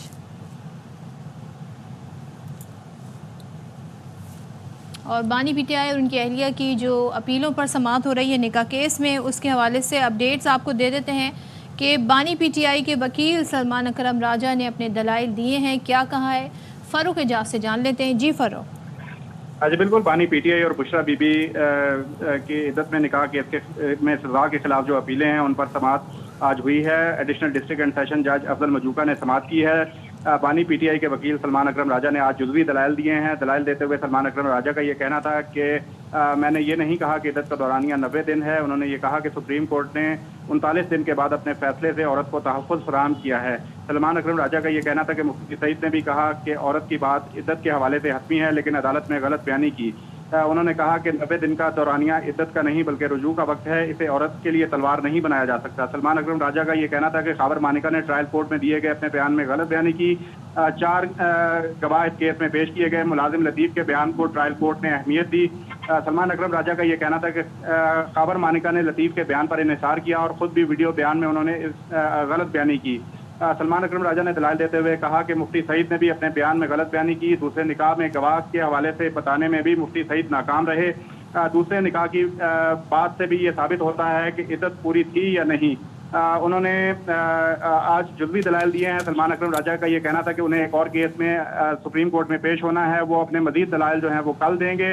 अदालत ने अपीलों पर समाअत कल 11 बजे तक के लिए मुलतवी कर दी है। जी बहुत शुक्रिया आपका। चलें जी, एक ब्रेक लेते हैं, ब्रेक के बाद आएंगे।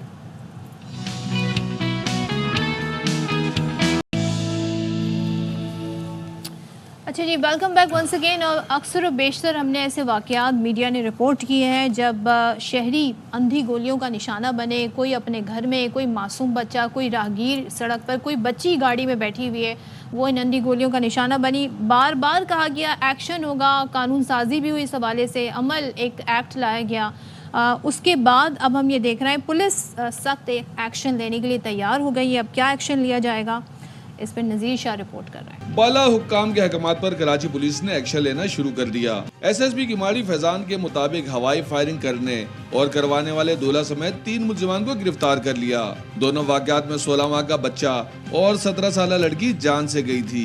इसमें बेसिकली 2 वाकयात हुए थे अलग अलग। एक हमारा साइट ए मेट्रोविल के इलाके में हुआ था और दूसरा हमारा जो है इताहत टाउन के इलाके में। इसमें एक खतीजा 15-16 साल की लड़की थी, उस गाड़ी के अंदर बैठी हुई थी कोस्टर में, वहाँ से उसको गोली लगी। दूसरा बच्चा था, उसको घर में था तो उसको वहाँ से गोली, दोनों की डेथ हो गई। जो मेट्रोविल वाली शादी थी उसमें हमने दूल्हा और उसके बाप को दोनों को उठा के लाए, उनसे वेपन रिकवर किया, उनके ऊपर हमने FIR की। इताहत टाउन के वाक़े में बड़ा वेपन इस्तेमाल किया गया हवाई फायरिंग करने के लिए। उसके बाद CCTV फुटेज से हमने जो है वो एक लड़के को आइडेंटिफाई किया जो मेट्रोविल का रहने वाला था, जिसने हैवी वेपन से फायर किया था, उसको हम उठा के लेके आए। SSP किमाड़ी के मुताबिक हवाई फायरिंग करने वाले अनासिर के खिलाफ सख्त डंडा उठा लिया है, जिससे अब कोई नहीं बच सकेगा। अभी भी किसी किस्म की फायरिंग होगी तो हम इसी तरह सख्ती से इनसे निपटेंगे, किसी को हम नहीं छोड़ेंगे। जहाँ पे भी फायरिंग होगी वो दूल्हा, वो जो शादी वाले जो भी रिश्तेदार है वो रिस्पॉन्सिबल है, और उसके बाद जो शादी हाल जहाँ पे ये बारात जा रही है या आ रही रिसीव हो रही है वो उसको भी हम जो है पाबंद करेंगे। अगर आप पे फायरिंग होगी तो हम आप पे भी एक्शन लेंगे। रवां साल सरकारी आदाद शुमार के मुताबिक अंधी गोलियों से जाबाक अफराद की तादाद 10, जबकि जख्मियों की तादाद 155 से जायद है। कराची पुलिस की जानिब से हवाई फायरिंग में मुलव्विस अनासिर के खिलाफ सख्त एक्शन के बाद यकीनी तौर पर ऐसे वाक़यात की रोकथाम में मदद हासिल हो सकेगी।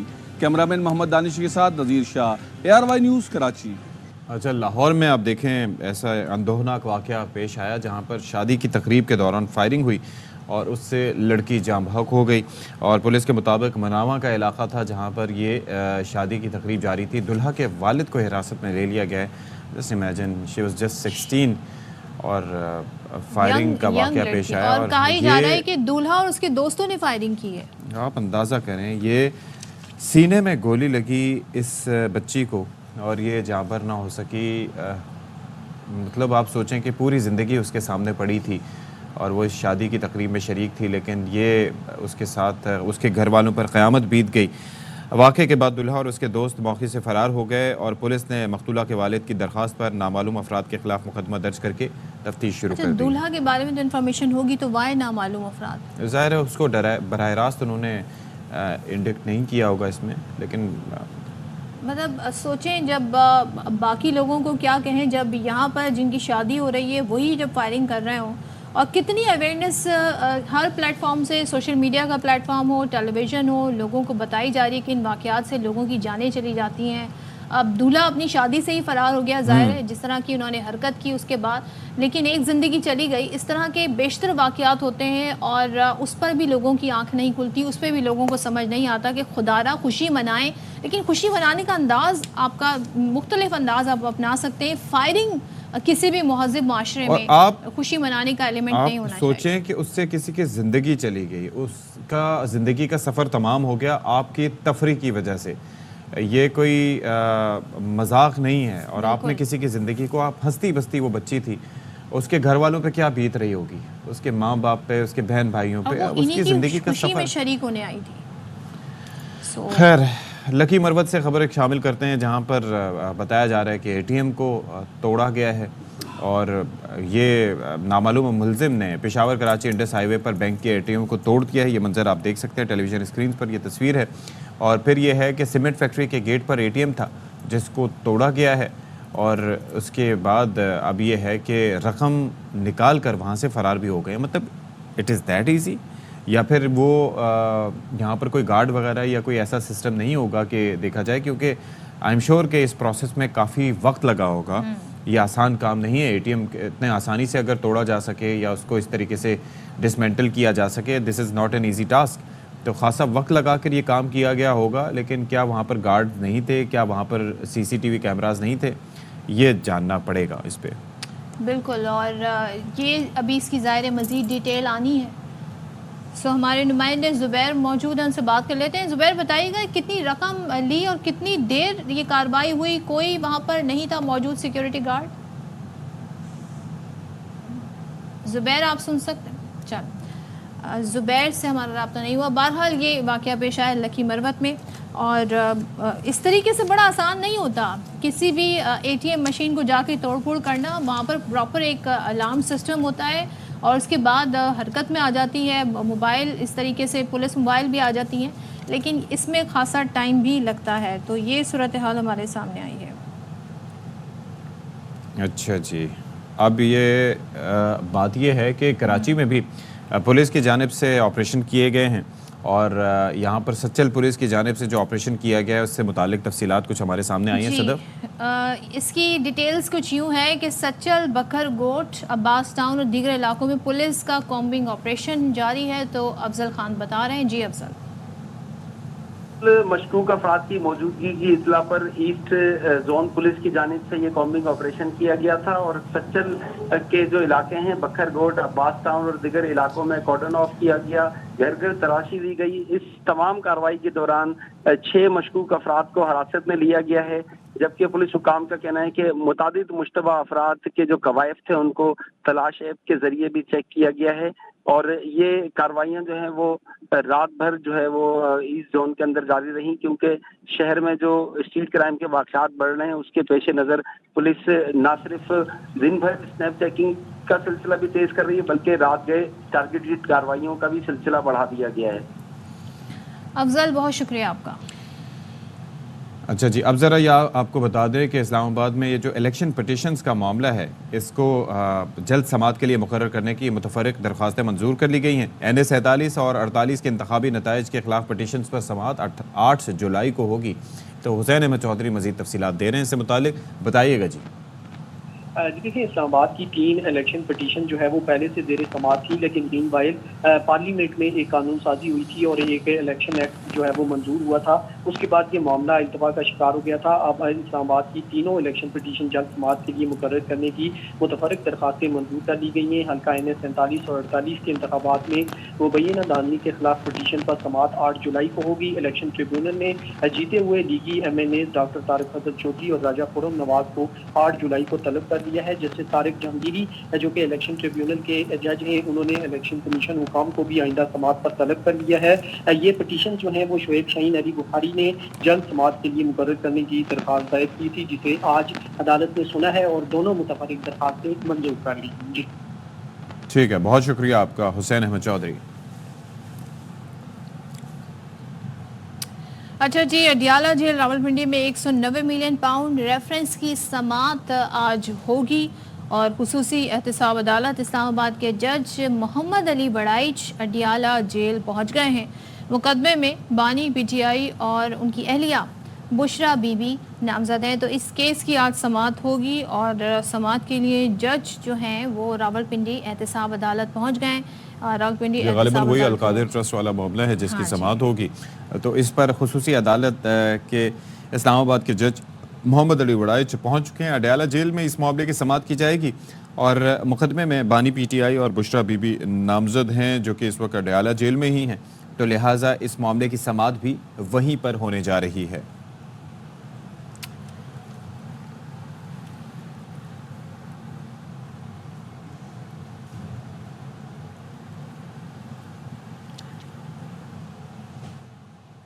अच्छा जी, बजट में हुकूमत ने तकरीबन 2200 अशिया पर इजाफी कस्टम्स ड्यूटी आयद कर दी है।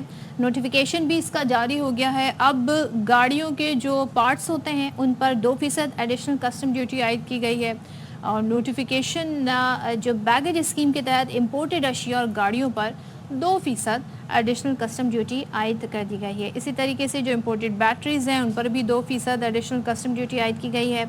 ज़राई ट्रैक्टर के इस्तेमाल में होने वाले टायर और ट्यूब पर भी 2% ADC आयद की गई है और जो ट्रैक्टर के भी इंपोर्टेड पार्ट होंगे उन पर भी 2% एडिशनल कस्टम ड्यूटी आयद की। चलें जी, बाकी जो तफसीलात रह गई हैं वो शोएब निज़ामी हमें उससे मुतालिक आगाह करेंगे। बताइएगा जी।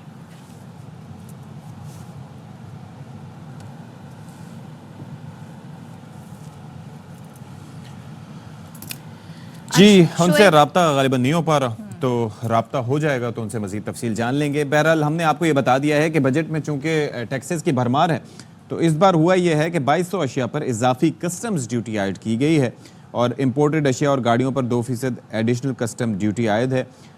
इम्पोर्टेड बैटरियाँ जिनके ऊपर 2% एडिशनल ड्यूटी आयद की गई है। फिर उसके साथ साथ ट्रैक्टर्स के मुख्तलिफ आलात की दरामद पर भी इजाफी 2% ADC आयद की गई है। तो पहले ही बढ़ा देते हैं ना पैसे। कॉस्मेटिक्स तो हाँ वो ज़ाहिर है इस तरह की चीज़ें वो नहीं चाहते कि ये कज़ीनो आराइश के जो वो हैं चीज़ें हैं वो सस्ती हों। तो बहरहाल हमने देखें क्विकली कितनी अहम तरीन खबरों से आपको आगाह किया। हम बताते हैं ना आपको अच्छी खबरें। चलें जी, कल मिलते हैं इंशाल्लाह। अल्लाह हाफ़िज़।